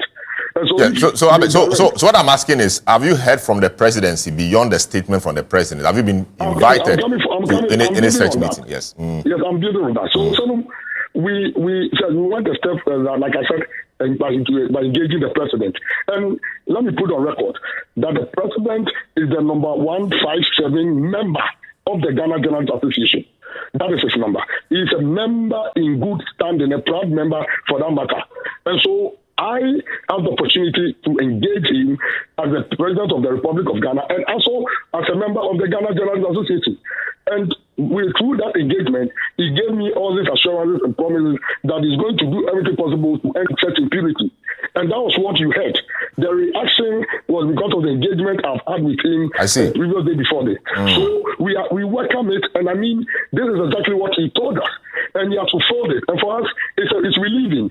We are in expectant and in readiness to meet with the president, to meet with him in the coming week, and I know that it's going to be in the early next week. Very well. So that we can iron out some of these things, because this security things, especially the IGP, look, we have written letters requesting some information and state of investigation on some report involving even the Yendi attack on your own reporter. Yes. So today, They have not even heeded to it, neither have they responded to the letter. We send mail, we send messages, calls, you do not respond. We are saying that after 7 days, in as much as we wait on the president, we are going to take a decision, or we have for a blackout on the military and all of that. But others have said, yes, just briefly, others have said that the military may not even care about media covering their events. They don't care. They don't do a lot of events. So if you undertake a blackout on them, I mean, the effect is minimal. What's your quick response to that? First of all, the focus, we all know the issue of the military, the military. And then I don't think that the focus is not even on the military. The focus is on our men and women in black, which is the police. They are to ensure, the safety of journalists and every individual citizen in this country. They are law enforcers to ensure they are to protect lives and properties, which includes journalists. And so we are not focused on, even with the military. Just recently, about 3 days ago, when they issued a statement, they were pleading with the media. They added a note down there to editors, pleading that editors should consider the statement and issue for them. Are they not calling the media? Very well. Because how can they communicate the military? If the military do not need the media, how can they communicate on the reforms and whatever they are doing, even with regards to the investigation and the statement they issue? How does it get to the good people of this country? And so everybody needs the media. The media's mandate is to help to deepen democracy, to ensure good governance and accountability. Thank you so much. Yeah. Nobody can do anything without the media. But what we are saying is that we are not only going to declare we are not going to blacklist, we are going to declare them as enemies of press freedom and democracy. An attack on the media, an attack on the press is an attack on our democracy. Very well. And so we are going to declare them as enemies of democracy and enemies of the media, of press freedom. So we again we have also made we made our general resolve. We made known our general resolve during our last presser. We have listed a number of steps we are going to take. Like officers, we all know that most of these officers' dream is to go on peacekeeping and all that. We are saying that we are going to write to UN, we are going to write to AU, we are going to write to ECOWAS and all that to ensure that some of these individual security officers or individual officers who do not get to go for peacekeeping missions. Of course. Okay, great. A number of things. We are going to look. We have details of these soldiers. We have their details, their names, everything, where they come from. We have their names. We are going to, in the next 7 days, after the 7 days, we don't get the response we are expecting. We are going to publish them in all days. Going to declare them as enemies of press freedom and enemies of the media. We are going to do a number of steps. Good. I mean, grateful for your time as always. This is my president. Thanks so much, Albert. We appreciate your time, and we'll be hoping that the appropriate responses will come, so that they do not see the full extent of our wrath. Thank you so much, Albert. And I can assure you. I can assure you, as you know me, we are not threatened. This is not an issue of threat. Very well. It's an issue we are taking. We are not allowing it to slide just like that. And before I wrap up, I can say that together with you and all other key stakeholders, let's help to sanitize the system and end this impunity. This is the time to end it once and for all. Very well. That we can go about our duty without fear or fever. Thank you. Great. Thanks so much, Albert Jumfo is president of the Ghana Journalists Association. This is The Big Issue on 97.3 City FM. We are live on Channel 1 television. I have a number of guests I'm speaking to, and Nipako here is itching to make some points, but I'll give you the chance. But let me talk to. So this is the final round on this. Just quick one. Okay, so just make your point quickly. Yes. I'll take from. Let me make a few suggestions to the GGA president. Yes, so quickly. Mr. GGA president, there is an outstanding issue with the City FM Northern Regional Correspondent. Yes, he mentioned that. He mentioned that, and I think that you should take a good look at it. It involved the MPP candidate in the area. Then you have Mr. Caleb Kudwe's issue, which is still outstanding. You have the Joy FM journalist who is paralyzed as a result of the beatings and all these happened under the MPP. So see, it's very rich when we are trying to have an apolitical discussion on an issue. And yes, government takes responsibility. That is why I said when the president spoke on the issue, that for me was final. The fact that he condemned it, the fact that he reiterated the fact that there is no space in his government where he's a card-bearing. And what is better? And I'm sure your president will agree. A card-bearing member, it's as if where we have the president who is also a lawyer, you have a card-bearing member of the Ghana Journalists Association as the president of the country. And he tells you that under his administration, there will be no space for such behavior. What you have to do is to simply follow up. You understand? And I'm happy that the call for collaboration and education is something that he reiterated, because there's the need. You see, the point is, sometimes the way you do your work may not be conversant to somebody. And yeah, so, the point really is that, so we saw the police one, correct. Immediately, the gentleman, we understand, was interdicted, and some investigations happening. Correct. This one, we've not seen anything like that. So the Ghana Armed Forces, issued a statement said they will investigate. No, they are investigating. So you know the Armed Forces will set up an investigation panel. Yeah, but the interdiction is useful. It should happen. So, but you need to identify the suspects. No, but they are not. Can you identify the person? Because I don't know them. So you need but those who know them you need to go through a system of identification. In the instance of the police one, they were able to identify him quickly. That's why they interdicted him immediately. So I expect that as your president. No, but you see, the process of interdiction shouldn't be. Identification shouldn't be long. Whoever deployed them knows who they deployed to that place. No, but you know the military go through a process. Yes, so but I'm saying that given the high level, the commander in chief has spoken about this. So if it's the high level interest in this should make them quicken that process. And if they have done it, they should let us know, because I'm sure between yourself and Dr. Mani, it's not even a phone call away. Call him and ask him. But the same way they issued a statement that they were investigating. Exactly. If there's been a significant development, at least they need to let us know. At least give the government the benefit of the doubt that a statement has been issued, an investigation is ongoing. It's less than a week. If by next week we come back and there's nothing from the government, then you can say that we are not doing anything. But I think you prefer this kind of response to the response where the national security invades your premises and you don't hear anything from them. I think that is a marked difference between this government's response, where you have the president condemning the actions of these individuals, as opposed to national security invading your premises, picking up your journalist, taking that journalist to a national security facility, literally torturing that journalist coming back on air to come and protest and tell you his ordeal. Your management taking up the matter. Up to today, we've not heard anything. And it is very rich for the MPP spokesperson to be talking about press freedom when his own government and the national security. And I've run through the internet. I've been looking to see whether I'll see a word of condemnation when your journalists here, male and female, were picked up in this office and taken to a national security simply for filming, abandoned ambulances? Abandoned vehicles. What did we not see in this country? But that's why we are making progress. That's why you say we are resetting. So when you make progress, we don't expect people who have done worse to come and tell us that, we are the worst, or this is the worst form of whatever it is that he's ever seen, and try to misquote and miseducate the public. Very well. I take great exception to that. Great. Dr. Sekwapo, where do we go from here? A lot has been said. What should be the critical next steps we have to undertake to ensure that these attacks become things of the past?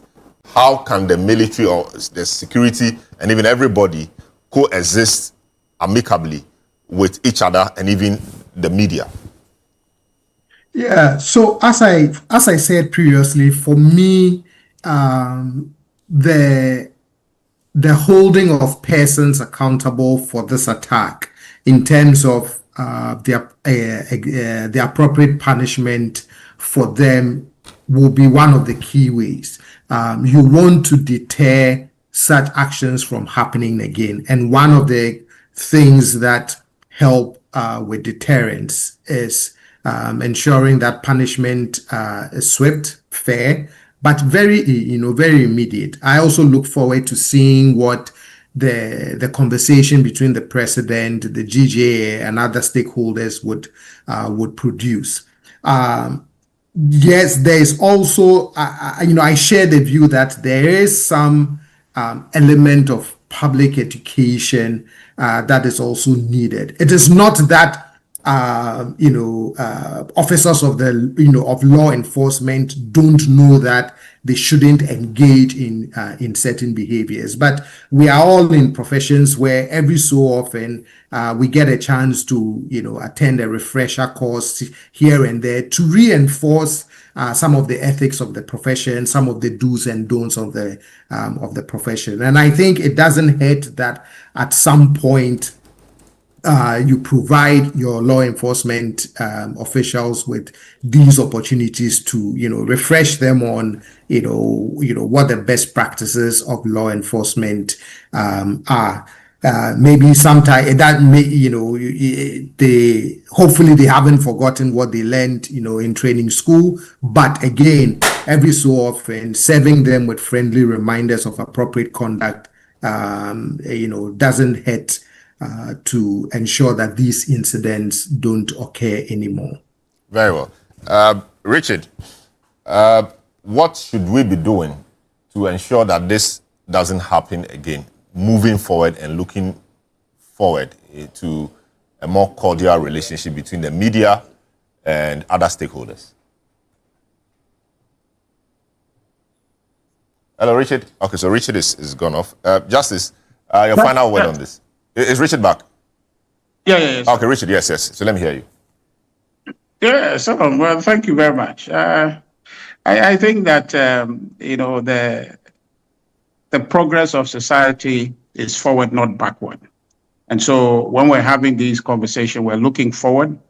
The president's conversation is clear, but those are just conversations. We want action. I have said that these individuals, if the government wants to tell us, based on the president's, issuance of that letter and his subsequent commentary on the matter, we should have seen these individuals detained or interdicted as of now, and then punishment is brought so that we know that the president means what he's saying and just not mere rhetoric.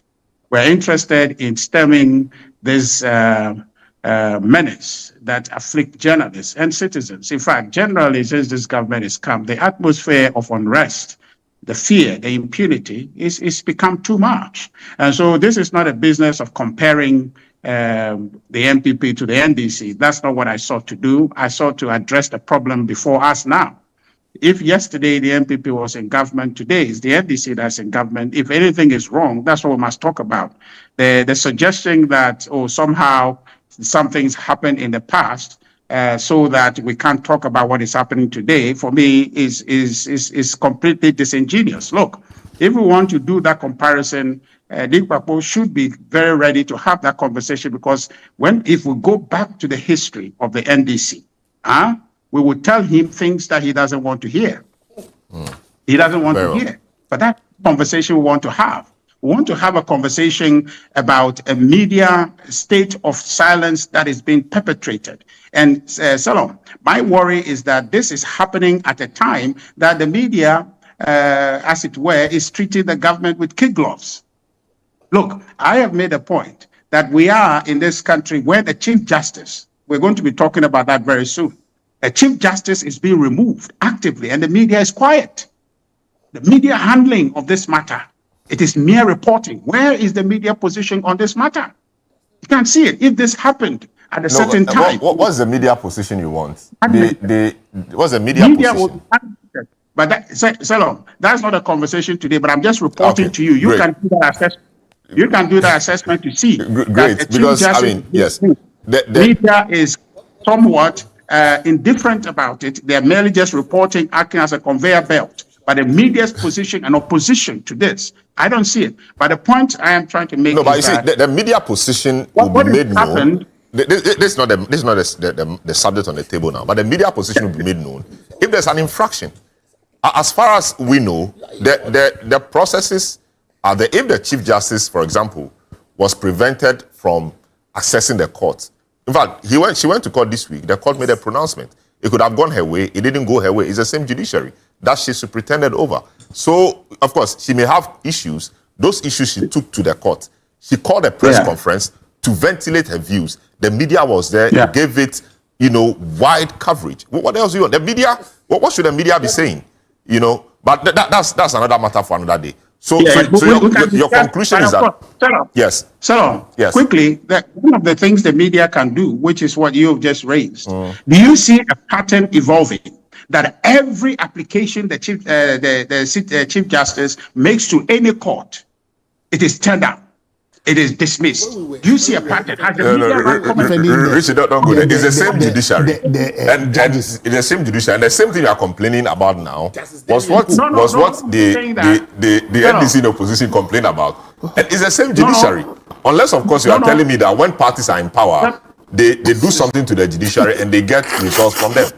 I don't know about that. But I'm just saying, I'm not even talking about NDC or MPP. I'm just talking about the media.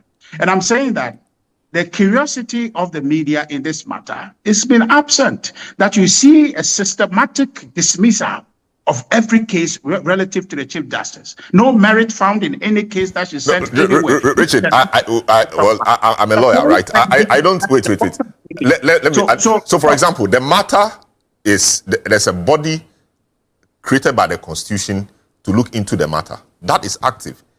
The Chief Justice raises other sets of issues related to the same matter, goes to the court. The court says that, it's an abuse of the process. The court also says that it has no jurisdiction to look into the matter. What should the media say? All right, but I mean, that's we can look at that a bit. Yeah, fine, that's fine. But I'm just saying that the media, should you make the point? It's not, you see, the point I'm trying to emphasize is that, have you made that point? Whether or not there's a system that is at play, how do you reform a dysfunctional system?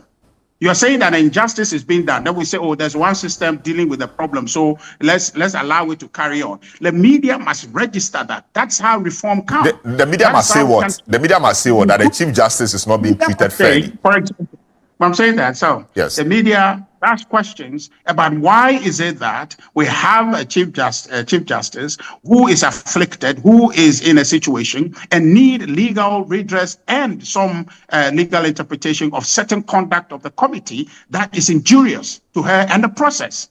You understand? The media certain conducts like what? Certain conducts like what? But everything that the Chief Justice raised, for example, her treatment compared to even the people who have alleged against them, their conduct, the liberties they are accorded, the treatment of her that is denigrating of her and her status as a Chief Justice, and the accusers whose processes before the committee have been completely handled in a different way as ordinarily ought to be handled, and that she is treated as a common criminal.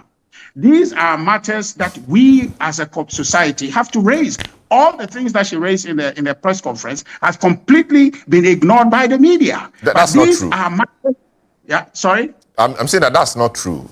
What can the media do about it? These are her allegations. We were not at the committee. We were not at the committee hearing, Richard. We were not at the committee hearing. These allegations she has made. Tell you what's happening at the committee. Yes. She's come to tell you what's happening at the committee. But we were not there. Do you agree? Of course you are not there, but she's come to tell you what is happening at the committee. In this instance, she's from the river, is telling you that something has happened under the river. You don't know. You haven't been there. And she goes to court. She goes to court with it. She goes to court with it. Exactly. And she goes to court, and you must see a pattern evolving. Anything she takes to court is knocked down.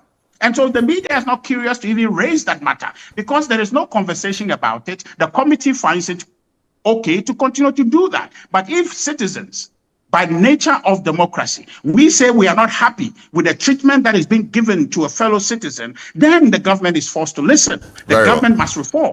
Now the government is being put on its toes because the media is treating the government with kid gloves. And I'm saying that some of the point really that I'm making is that even now that the media is lenient to the government, it's been attacked What if the media decide to say, look, all bets are off, the gloves are off, and we're going to punch where it hits?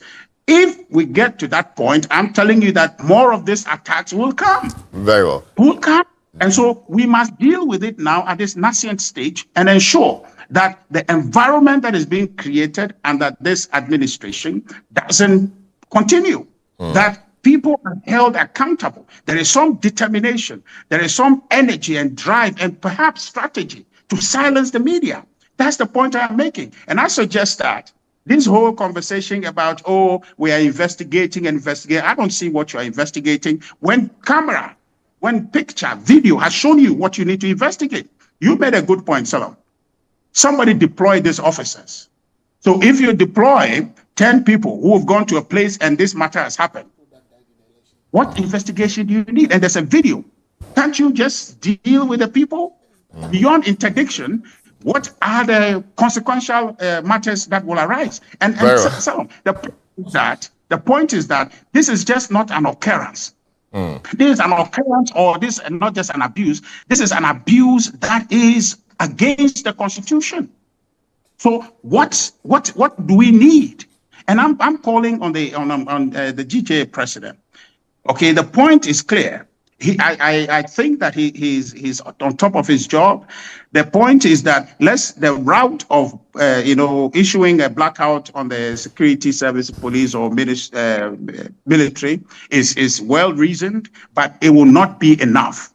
It will probably, on one hand, enable them, but I think that going forward, the GJA must support these journalists to take these matters to court because it's constitutional. They have that right. They have not abused any right under the Constitution. In any case, their rights have been abused. The GJA should force them to take these matters to court. In addition to the investigation that the security services are doing, first of all, these individuals who are police officers or military, they are citizens. And so if they go against any law of the land, must be punished. So while the security is doing their investigation, the GJA must support these individuals who might, with the legal support and funding, perhaps, to be able to go and sue these people. They should establish a legal fund or a legal fund for the GJA. We all will support and raise funds for that aspect of it to be carried out, so that the GJA will have the financial muscle to be able to prosecute people when these things happen, and that will be a way of stopping it. But this thing where we're saying President Obama has said something well-intentioned, however, but it's part of political rhetoric and it's not going to amount to anything. Very well. The only thing that changed this is the pressure that the media itself would realize that it's under attack and that this government would bring to bear. And all of us saying that never again would we tolerate something like this, especially when it is in direct breach of the Constitution. Those are the things that will change it. Very well. We must be clear in minds that Richard. the president must lead and not just talk. Very well. Great. He must lead and not talk about these matters. Thank you.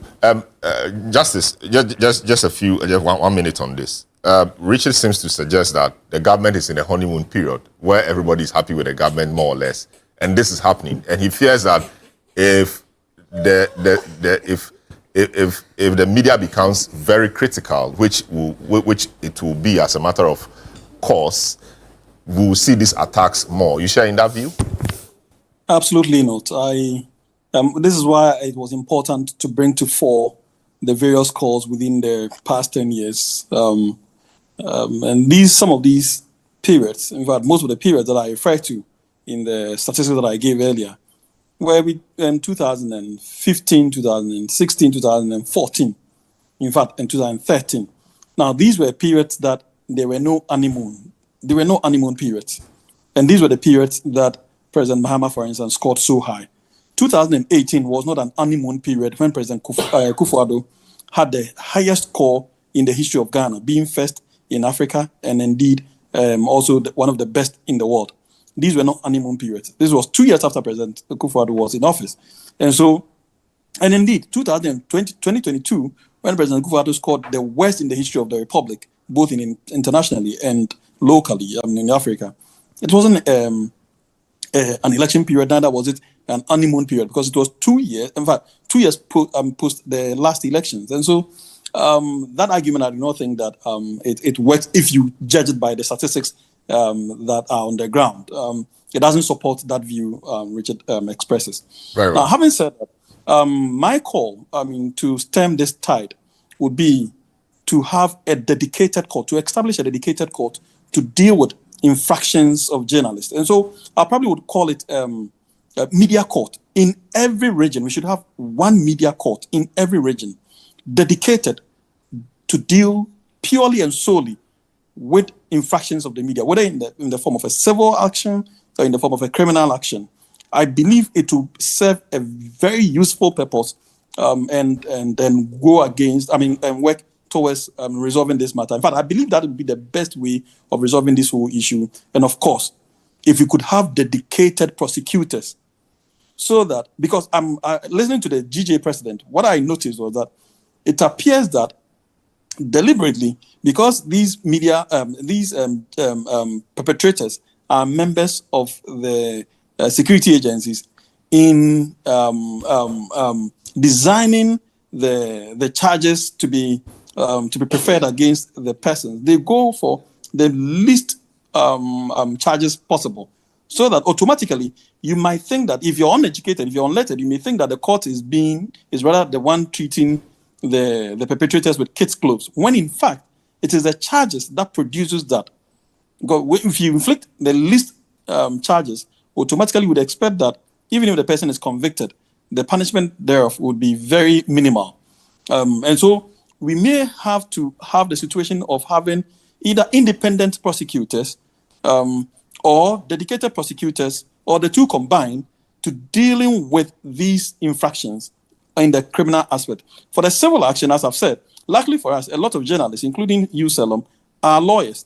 And indeed, I believe that even other private practitioners will be willing to offer pro bono cases in a civil action to recover what is due and fair for journalists who are attacked in the line of their duties. And I'm sure that if we were to go deeper into this, we may probably even have lawyer-journalist associations, whether within the journalist, the media space, or other lawyers who may be willing to lend their support to these matters. And this group of people would be willing and be ready to offer their support in the civil actions for and on behalf of media houses and media men that are attacked. Very well. Salom, I would like to remind us, I think I remember my brother Nipaku mentioned it, that your own media house was attacked. I saw the videos of your journalists running helter-skelter when they were assaulted by national security, superintended at the time by Ken Dapa. That matter is still outstanding to be dealt with. Let's deal with these matters. Great. They are important for our democracy. Great. Thanks so much, and we are on it. I take a short break. When we return, we'll look at the matter of the bail conditions for Adomotri and the contract. This is the big issue on 97.3 City FM. Don't go away.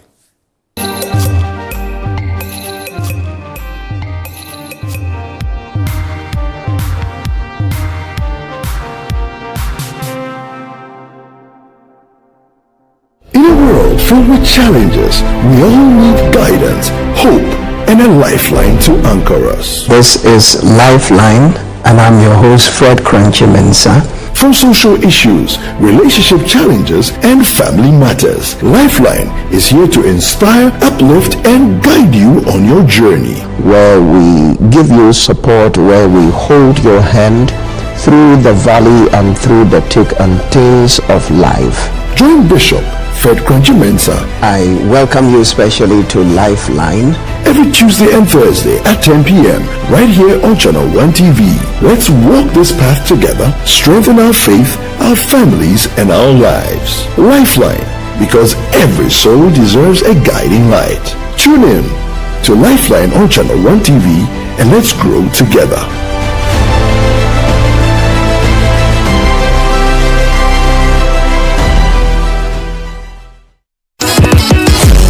Entries have been received and the marking has begun. Who makes it to the next round of the Literacy Challenge 2025? Randomly selected entries will be read on 97.3 City FM on Brunch in the City and the Traffic Avenue, and on Breakfast Daily on Channel 1 TV. Stay tuned to 97.3 City FM and Channel 1 TV to find out who makes it to level 2 of the Literacy Challenge on Monday, 4th August 2025. Level 2 Aptitude Test. The top 50 contestants from across Ghana to make it to the next round shall take part in a written aptitude test on Saturday, 9th August 2025 at 12 noon at the British Council, Accra. Grand Finale. The top 10 contestants chosen from level 2 shall compete for the grand prize of 10,000 Ghana cedis in a classic quiz competition on Friday, 15th August 2025. The Literacy Challenge 2025 is powered by City FM, supported by Channel 1 TV, and sponsored by Belmu and GB Assessment.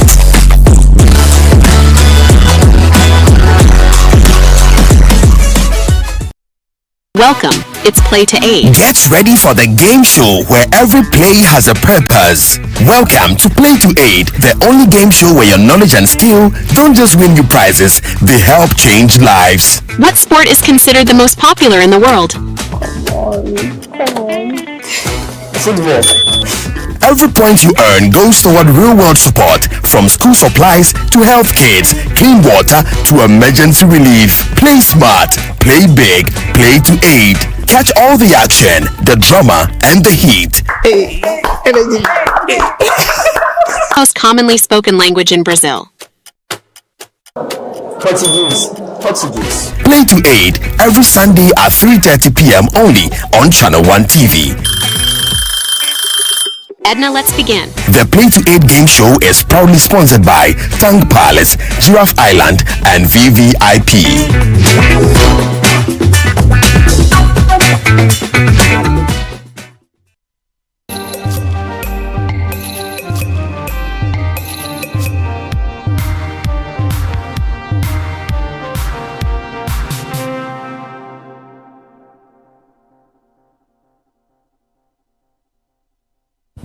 Hi, you're welcome back. This is the big issue on 97.3 City FM. We're on Channel 1 television as well.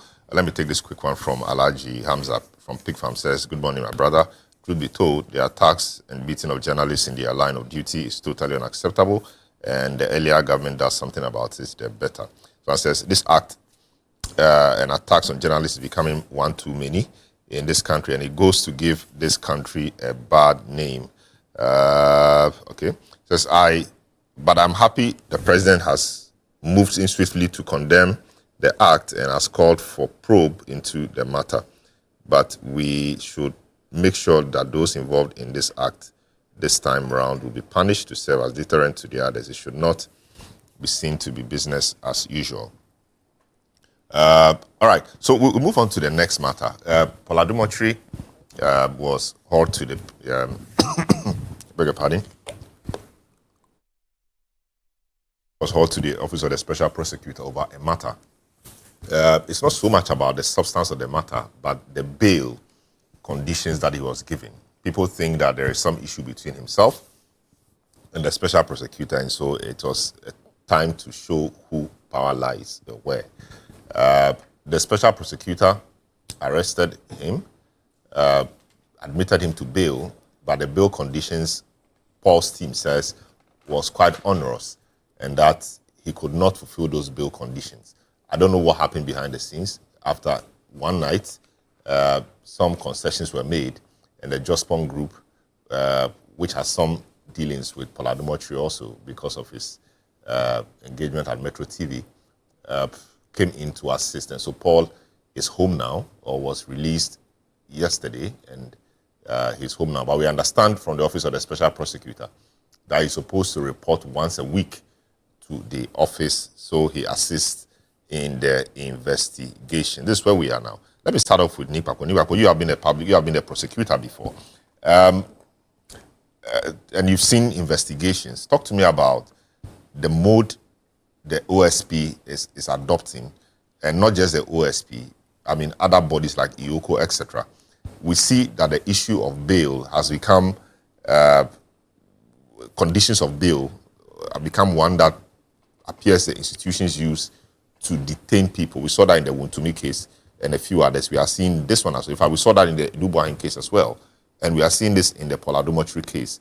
Talk to us about bail generally and what you make of the exercise of the discretion by these institutions in the bail bonds or in the bail conditions they give. I think that OSP has its own spokespersons. My very good friend Dako does an excellent job, so I won't attempt to do his work for him. What I would do is to just deal generally with the issue of bail, you know, as a point of education, and then maybe zero in a bit on what it is, but in theory and practice, what it looks like. So basically, bail is an instrument that is used by the courts and investigative bodies to ensure that suspects or accused persons attend to the investigative bodies or to court. It can be granted during investigations, it can be granted at trial, it can even be granted after conviction. And that is normally regulated. One administered by the court is regulated by statute. And so perhaps this is a call for us to look at reviewing our 1960 Act, you understand, because it served us well for 40 years, but perhaps it's about time we had a Bills Act to govern the exercise of bail itself. If you look at the investigative bodies and how they use bail as an instrument to compel attendance, the standard practice is that once you are named as a suspect, you understand, and per our training as lawyers, once a person contacts you and says that, look, I've been called by the police or by whichever, and that they say I'm a suspect, you automatically know that you have to go with someone to normally, what we say, bail you. And it is the duty, because it's the one that is normally administered by the police and the investigative bodies, are normally discretionary, you understand. A lot of it is a matter of negotiations between the suspect, his legal team, and the investigative body. And you have to understand the balance.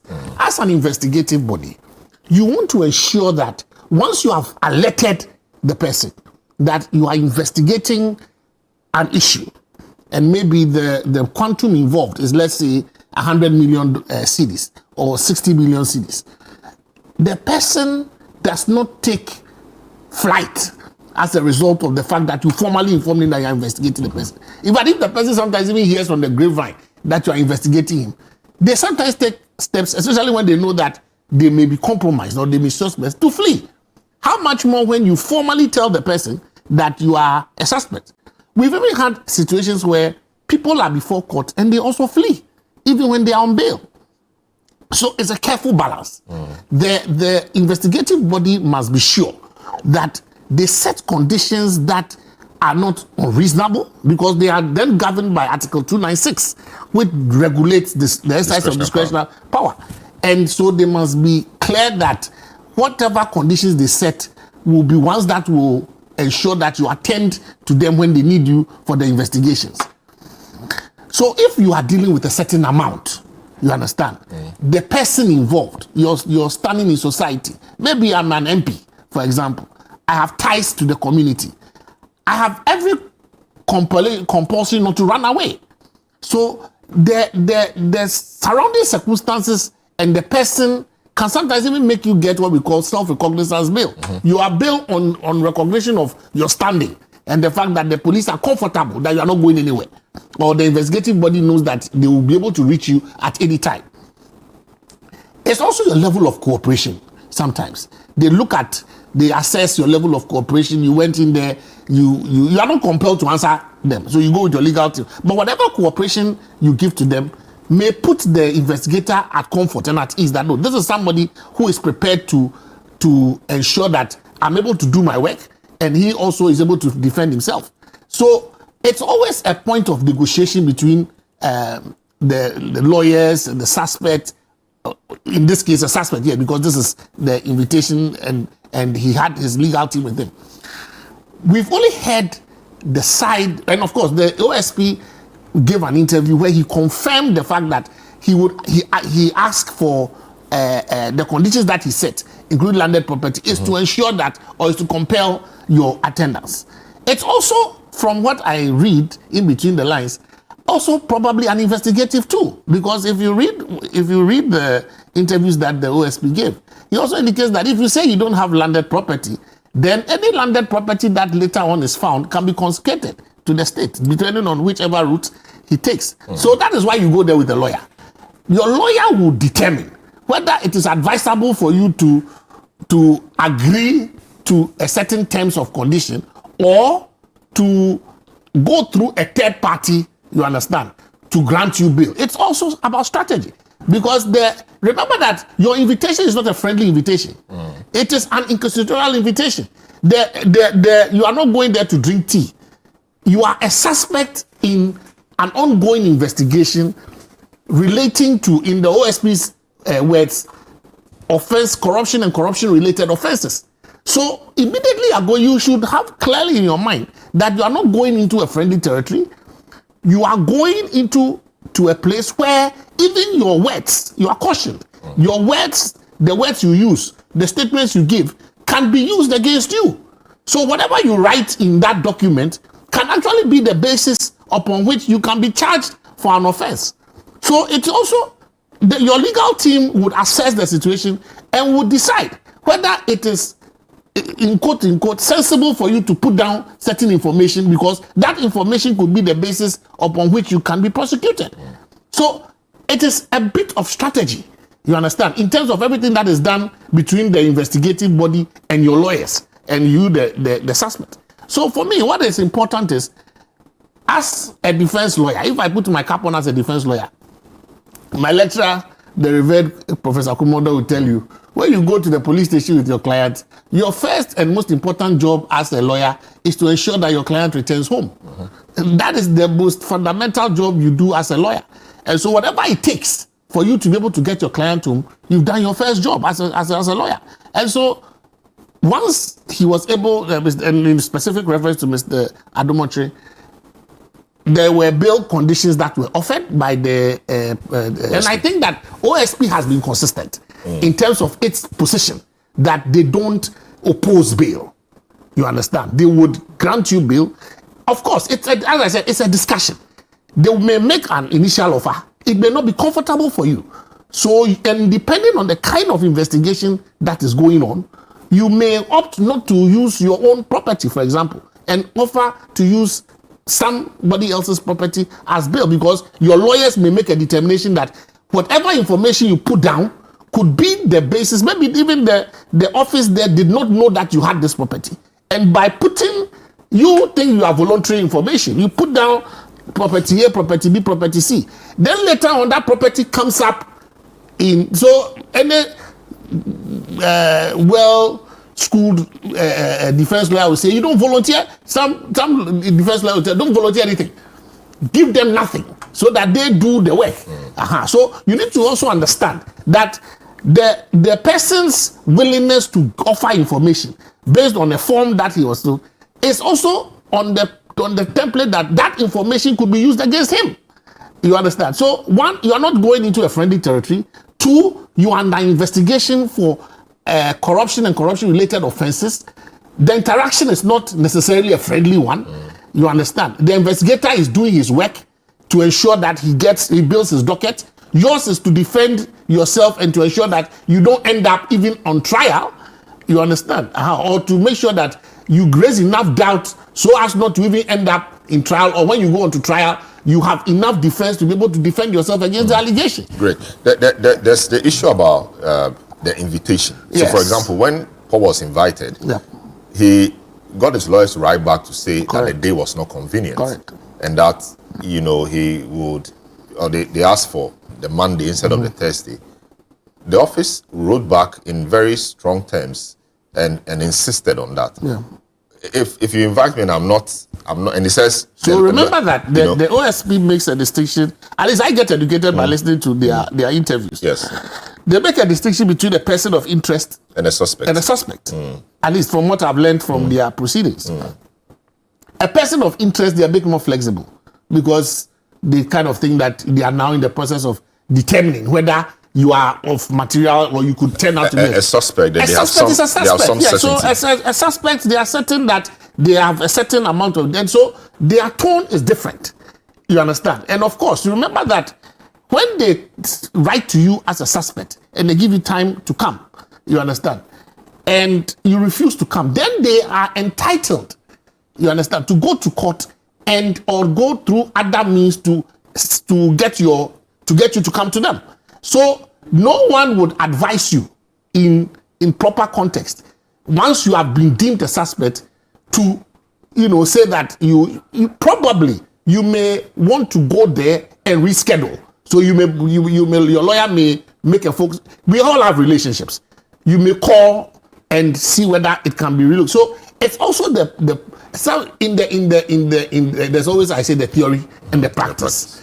The practice, you reach out, you understand, if it is possible, because it's clear, you reach out, you understand, if it is possible, because clearly lawyers have diaries, sometimes you are entitled to a lawyer of your choice. So he made a point about the firm, and I thought that was interesting. Yeah, so you see, you have a lawyer of your, so the wrote back and said they have other. So it's always, you see, if you say lawyer of your choice, there could be a firm of 10 lawyers, of course, but the lawyer of my choice is this particular one. So it is. So you have to reach out to the OSP and tell the OSP that, look, my lawyer, this is my lawyer. He says that I'm not able to. So the lawyer also probably has to go the extra mile to let the OSP know that, look, I'm not available, and maybe attach the reason why, like we normally do. You go to your before, let's say, the court in Tamale on this particular date. So you attach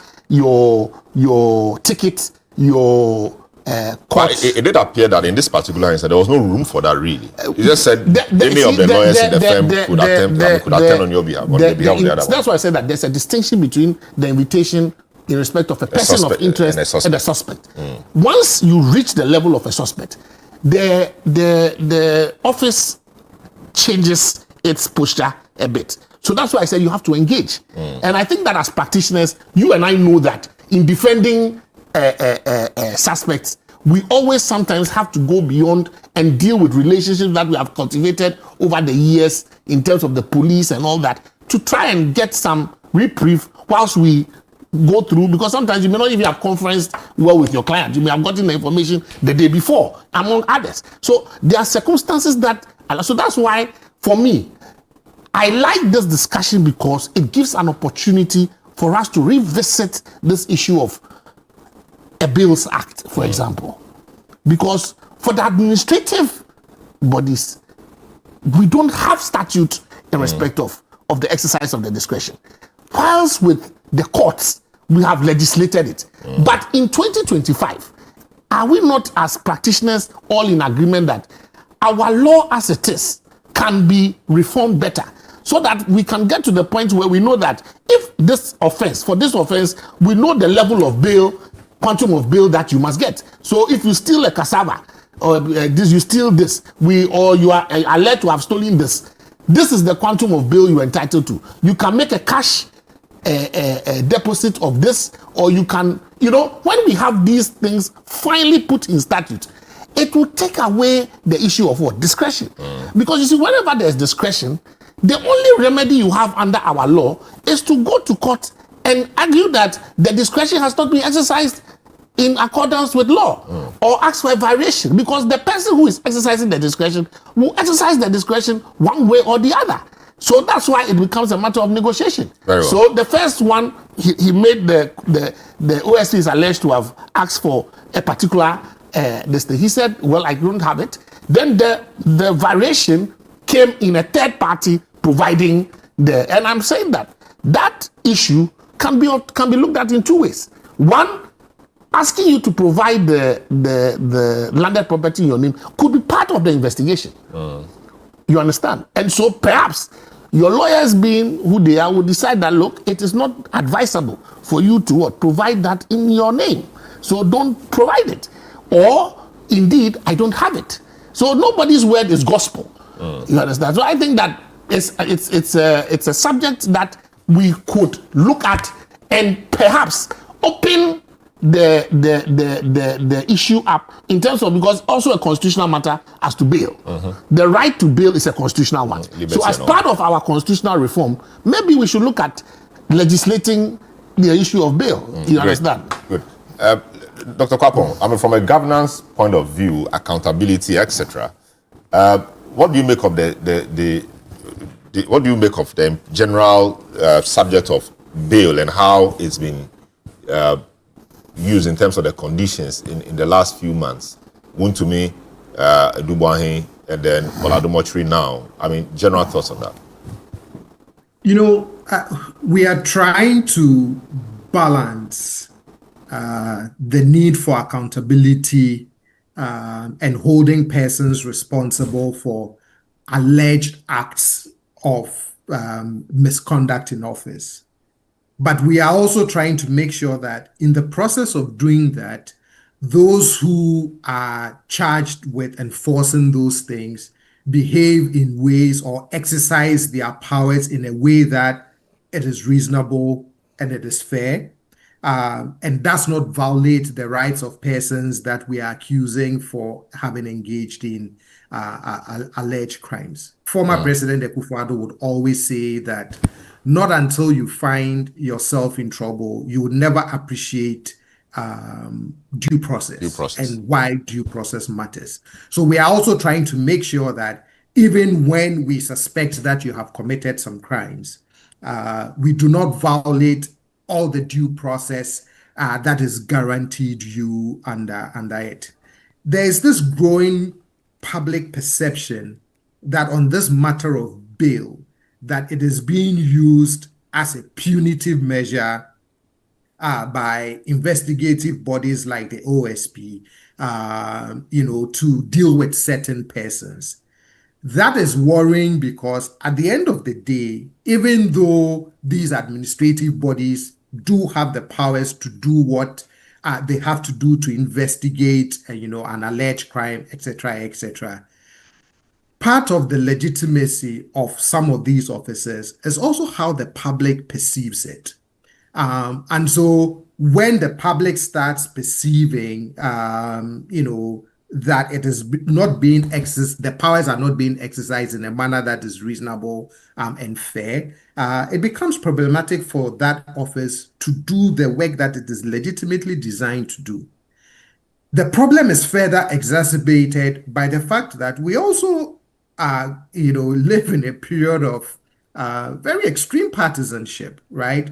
Issues easily become polarized. It becomes an NDC versus an MPP thing. So in that environment as well, even trying to come to some, conversation about what is reasonable and unreasonable easily degenerates, depends on one's political affiliation. So this, for me, is why I agree with what lawyer Nick Papo has said, which is maybe we need legislation on bail that narrows discretion, right? I've always maintained this position that administrative discretion, in our context, is always viewed as, because the law says I can't, we interpret it as it means I can and I should. And if you want to deal with some of these issues of, is this reasonable, is this unreasonable, is this fair, is this unfair, then for our public administrators, you need to narrow their window of discretion, and as a matter of law, make things highly prescriptive. So as Nick Papo said, if we can come to a certain determination that, okay, if you steal 5 fingers of plantain, the law grants the fact that you should be given bail, your bail conditions should look like this. If you are accused of hitting someone, your bail conditions should look like this.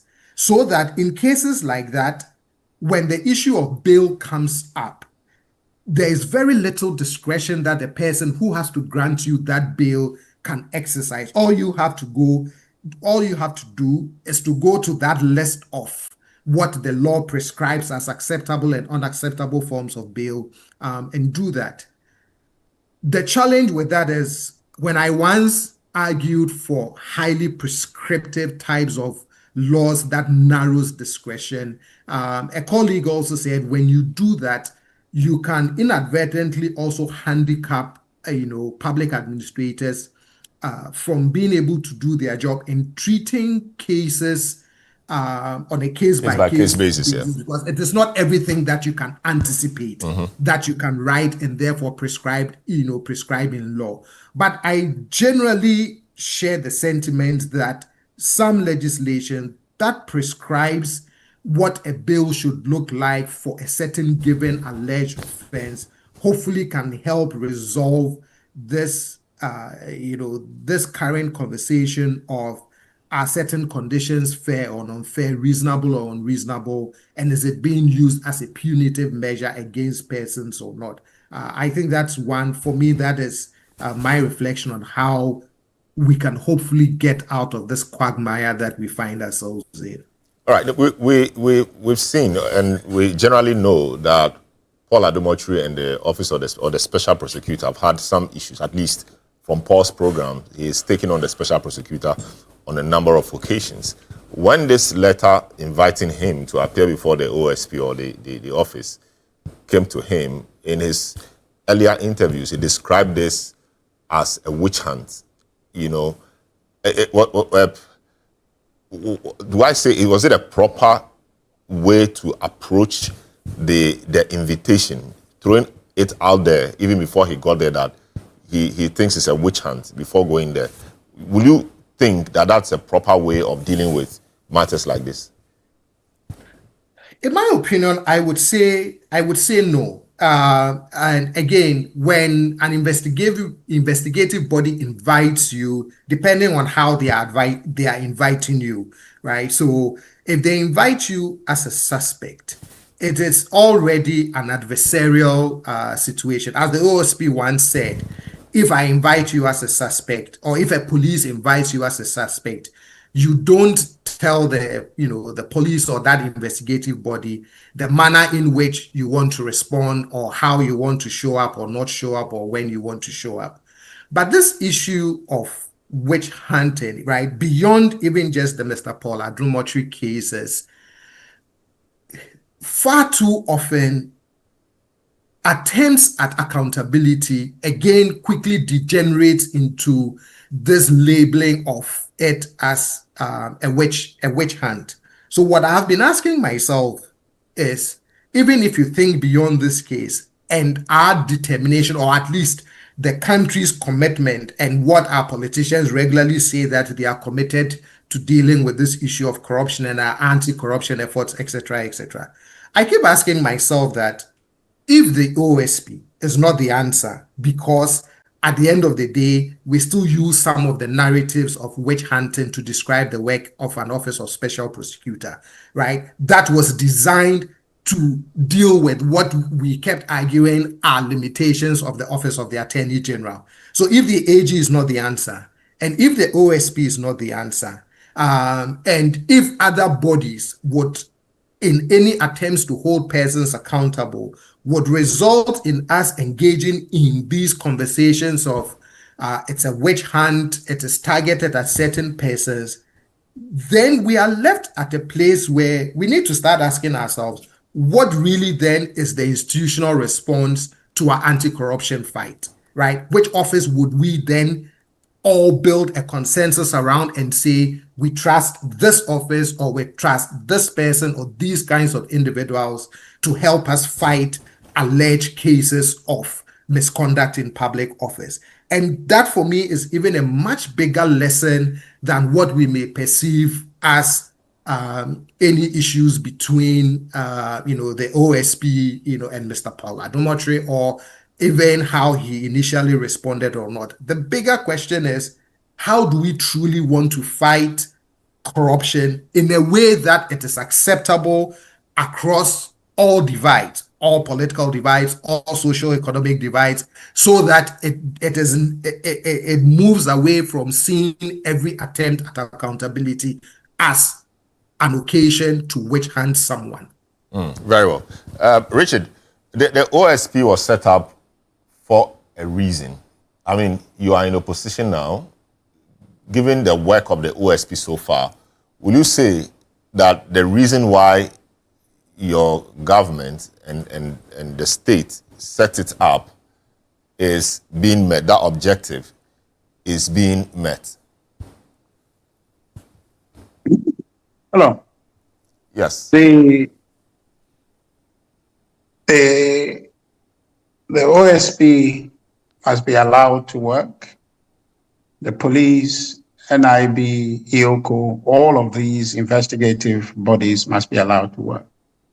And nobody should attempt to obstruct or create problems for them to do their work, because what they are doing is keen. It is to protect the national interests, principally when it comes to accountability. I hold a view, Salom, that for the government of the people, by the people, for the people to survive in Ghana, we need the law to work.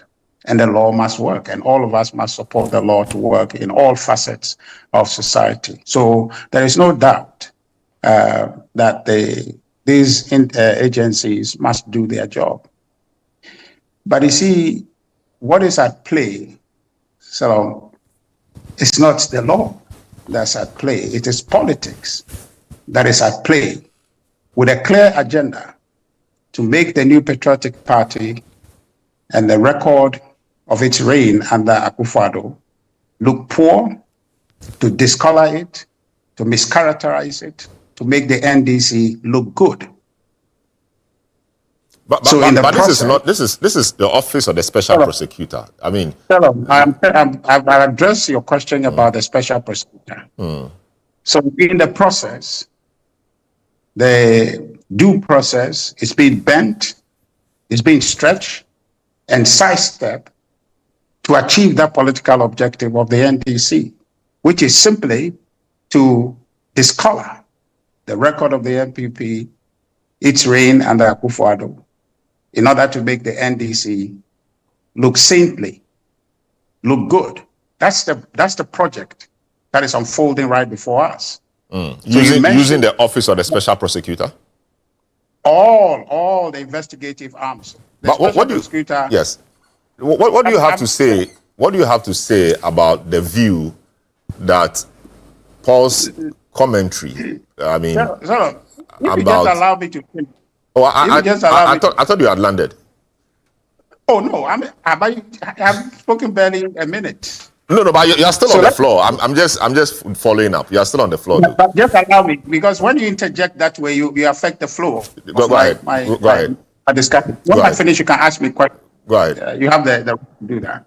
Right. You see, what we are seeing is not the law working, which I have said to you, there is no way under any circumstance that I would say that let's obstruct any effort by the special prosecutor, NIB, or whoever. The New Patriotic Party would not support that.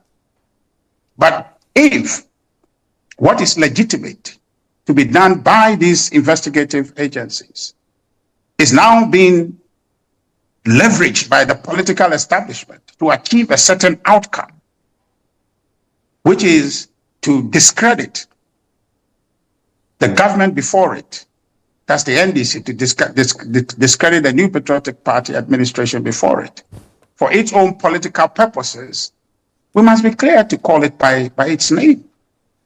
You talked about Kwabena Edubuahin, the circumstances surrounding his bail, the setting up of a certain unrealistic bail condition. We saw it. When he came to Wontumi, we saw it. Deliberate, clear. My brother Nick Papo talked about it, that these agencies must set realistic bail in consonance with Article 296. But we see what they are doing clearly in disagreement with 296, capricious, intended to detain people even before they are tried. So what we are seeing, Salom, It's not the law at work. It's not the pursuit of accountability, not accountability. It's a pursuit of a political agenda to target and to treat a political opponent in a manner that advances the NDC's politics. Plain and simple. That's what is happening. So we can talk about it. Suggestions as to we can have a reform and all of that and have a Bills Act and all of that. Beautiful stuff. But let's call what is happening by its name. So, what is the value in legal terms or in terms of investigation? What is the value of bail in this whole conversation? It is to ensure the availability of the individual under investigation. Plain and simple.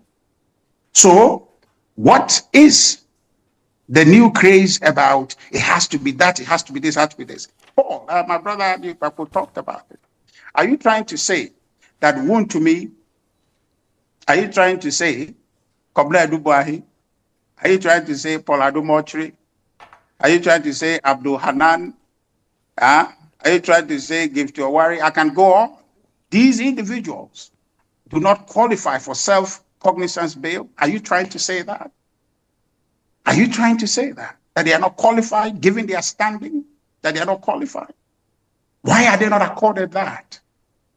Why is the bail condition being used as a tool to detain people? So these things, we must get to a point where we call it by their name.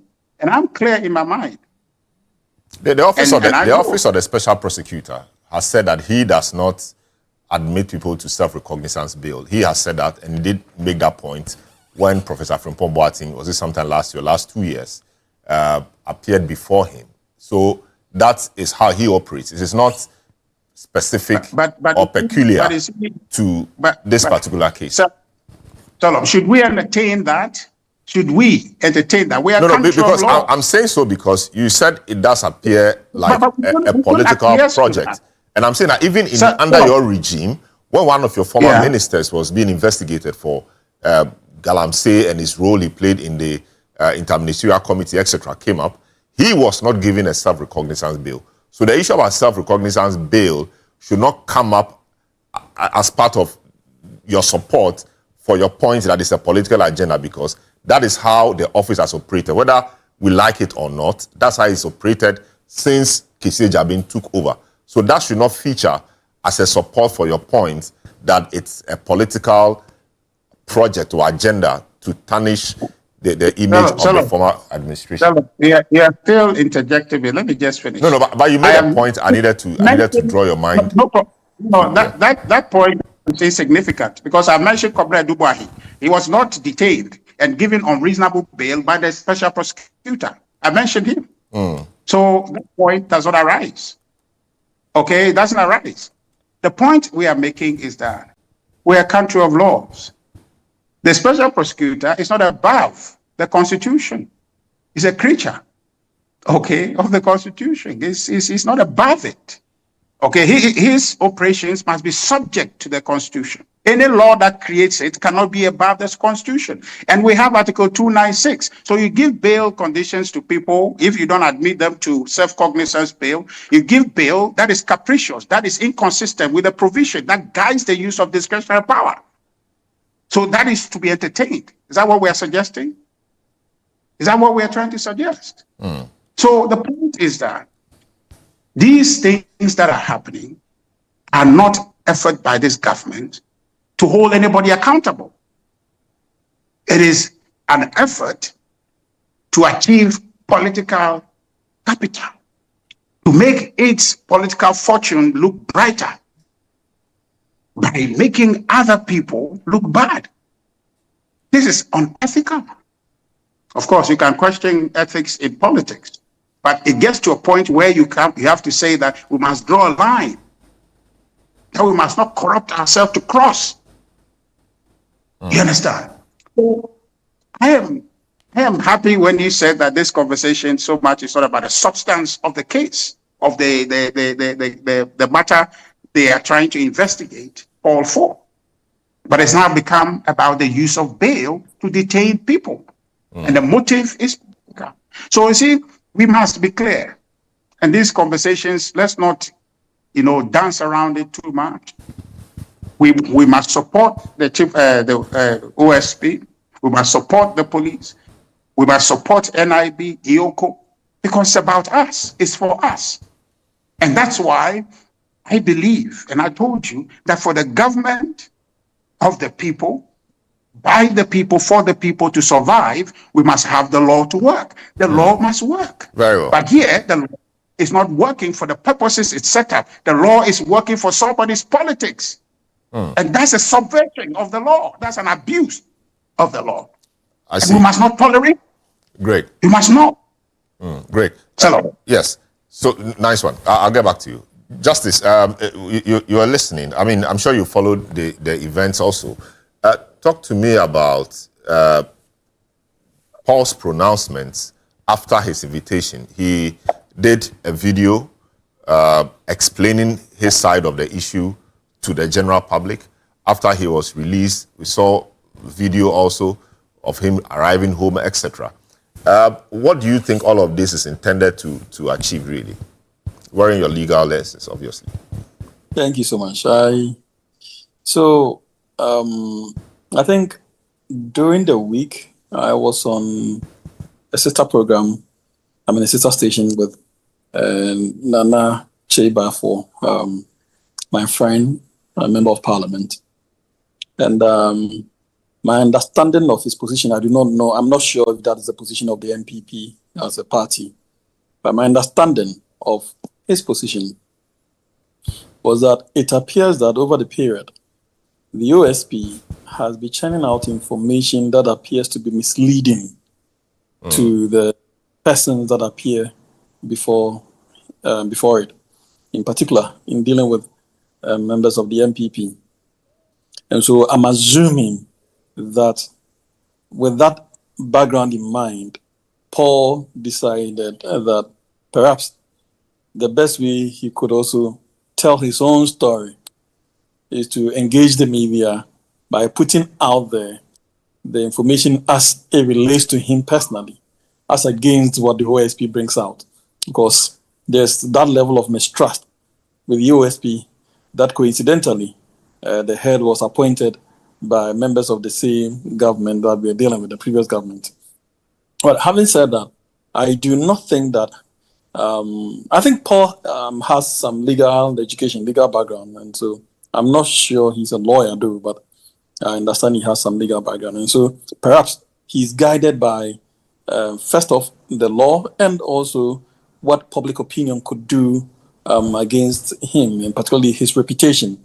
And so being forceful about his position, even before he appears before the OSP or before court, was the most appropriate thing to do in order to, to deflate the public discourse against him, and then also put him in the right perspective, or at least put the narrative out there that he's not done what the OSP is attempting to smear him with.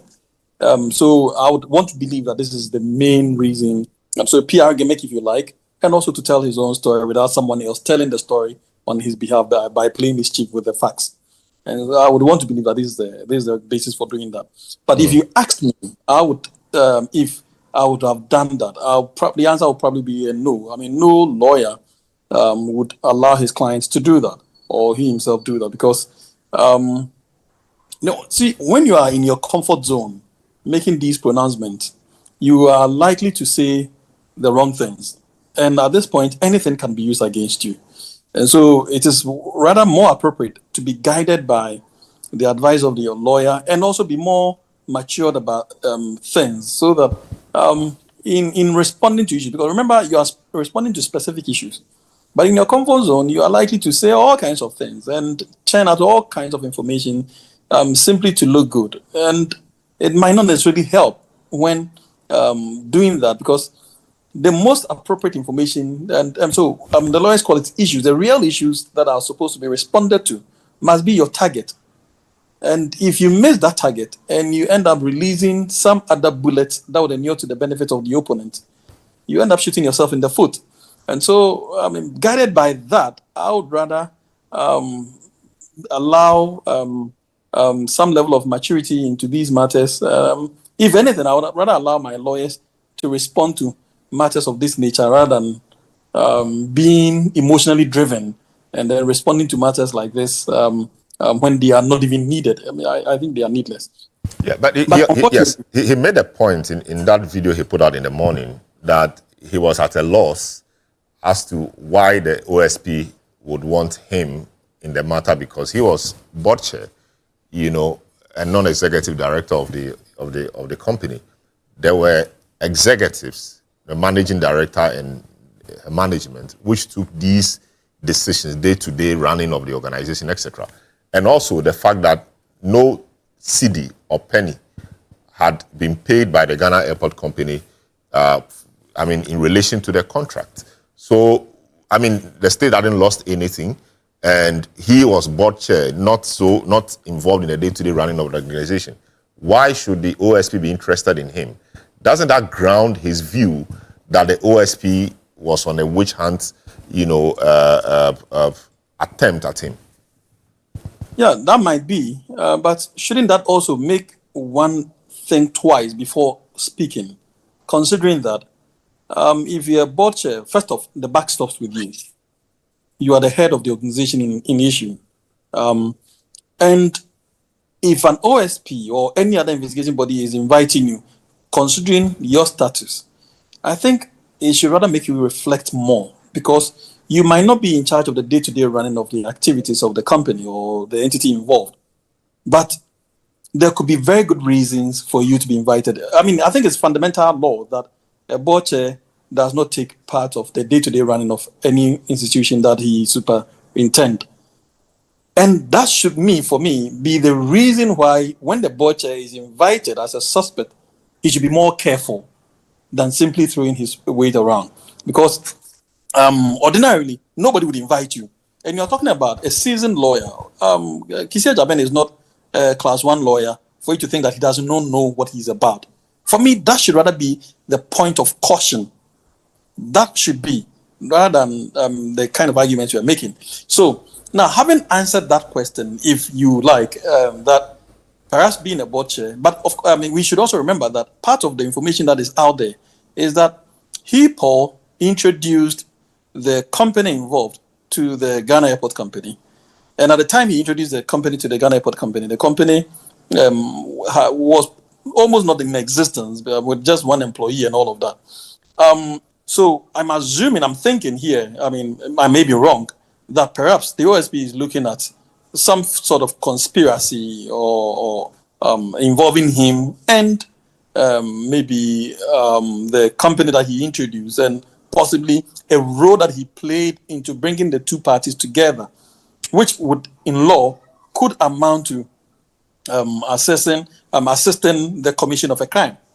So, Salam, I would really advise that where you think you are less guilty and you are invited by an investigative body, should be a call on you to be sober, to be matured, and to go into such an invitation with level head, with the hope that you'll be able to discharge your obligations with regards to the questions that you'll be asked and come out clean. At the end of the day, that is what you seek to gain, and not to antagonize the investigative body. I see. Great.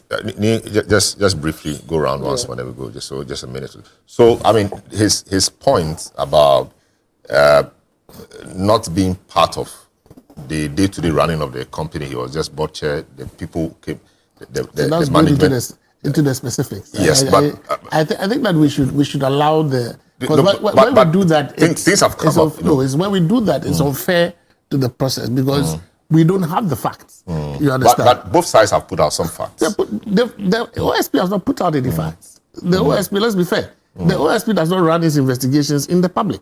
No investigator worth his salt will put out his investigation in the public.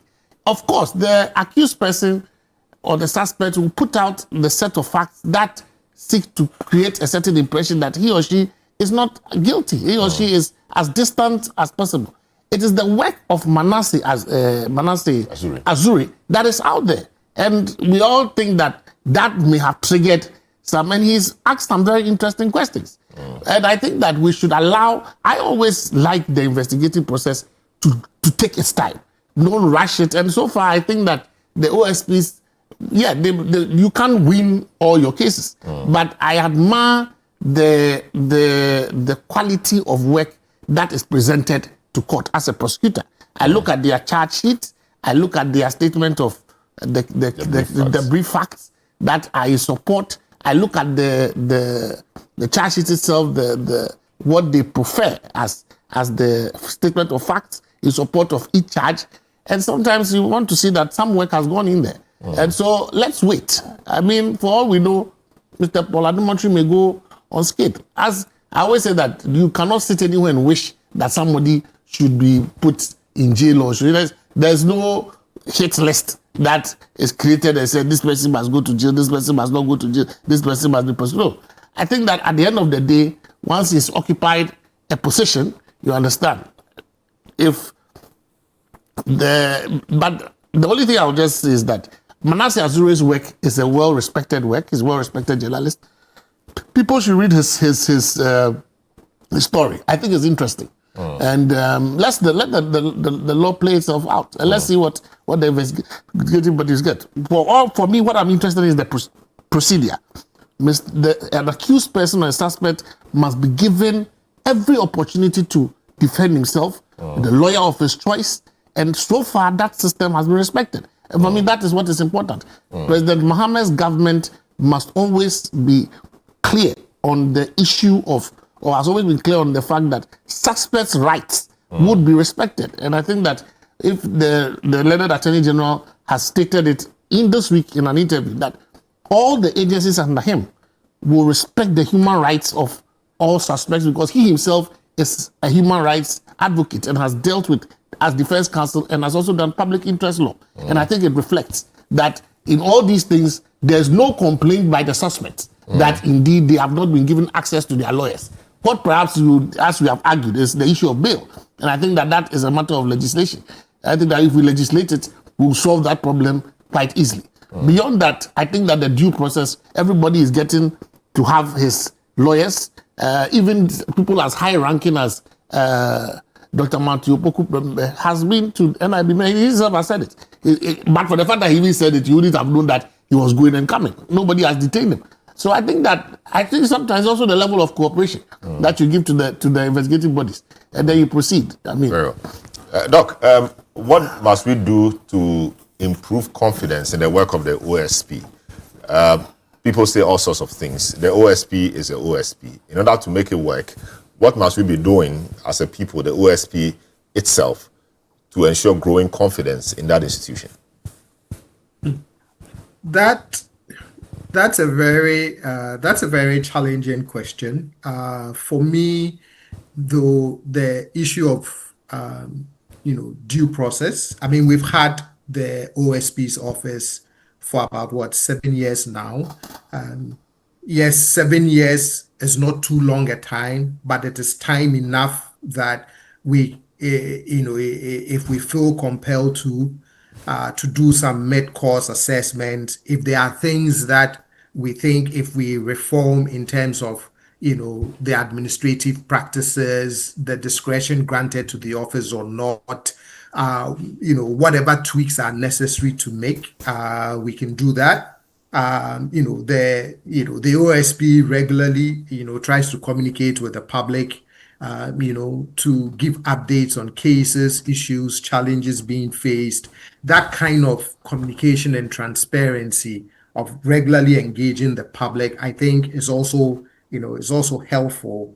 But at the end of the day, and with all due respect to my senior brother Richard, as I also listened to some of his submissions, at the end of the day, we also have to come to a point where we can try as best as we can to separate the partisan politics, from how we view the work of institutions, especially around efforts of anti-corruption initiatives. Because if we are going to recycle every so often this idea that someone has a political agenda and, there's a witch hunt going on, then when do we come to a place of, a general consensus and acceptability that there are really cases of legitimate concerns that we have to let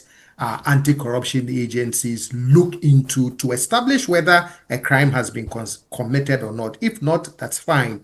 If yes, then what is the appropriate response to those findings? And that for me is what I worry a lot about, because we created the office of the OSP because we felt there were limitations or a lack of political will sometimes on the part of the Attorney General to hold persons of his or her own government accountable for certain infractions. So we needed an independent office to do that. But if 7 years later, these are some of the ways in which we want to speak about the office, then where does that leave us? What office would be acceptable to us in our fight against corruption? Very well. Thanks so much for that. Richard, your final words. How can we improve confidence in the work of the OSP? At what point can we say that what the OSP is doing is not an attempt at witch hunting, is doing the right thing? 1 minute. Thank you, Salam. Dr. Kopong, I would use everything in me to emphasize for you that myself, and I can say that for my party, the New Patriotic Party, we support for all these agencies to do their work. And I think I've stated that. We're not opposed to them holding people in our government accountable. My brother Nick Papu made a point about Napo having been invited. It's not as if we didn't know about it. We know about it, but has anybody come out to argue on that?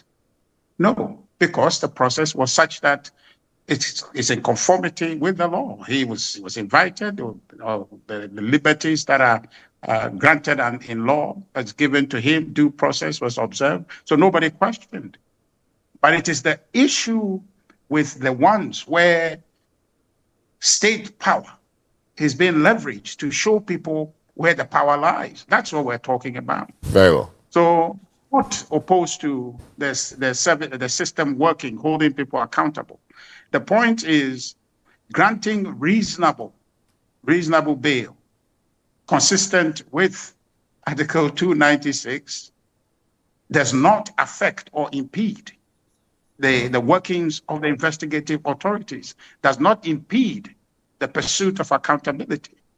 It doesn't. So what I'm saying is that let the law work. Very well. Let due process be observed, and let the institutions carry on with their work, and we will support them. But where we have problems is where it's being politicized, and that's a problem, and we must not support that. Very well. Justice, you have the very final word on this. Hello, Justice. Yeah, thank you. Yes, Richard. very, very final word, yeah. I would want to also add my words by calling on all of us to support the state institutions to undertake their activities. But in doing so, I would also pray that the level of discretion that we are called these state institutions, but these state institutions are called all of us as individuals, should be such that it inures to our collective good. What I've noticed is that over the years, our state institutions do not accord us with a level of respect in undertaking their discretionary powers. And as citizens, we have always been the victims of how public institutions have operated. And unfortunately, every time the situations turn around, then we tend to complain. When we had the opportunity to make these institutions better institutions at the time that we had the powers to do so. And in view of that I strongly would urge that every time we have the opportunity to make reforms, let's take bold decisions, let's do these reforms so that tomorrow, when we are not at the position that we can influence these institutions, we would also be beneficiaries of the quality works that we did whilst in office. I think that is the only way we can move forward as a country for our collective good. Very well. Thank you. Very well. Thanks so much. Thanks so much to all of you. This is how we conclude today's edition of the program. Came to you live from our studios here. We are grateful that you joined us. Have a good afternoon.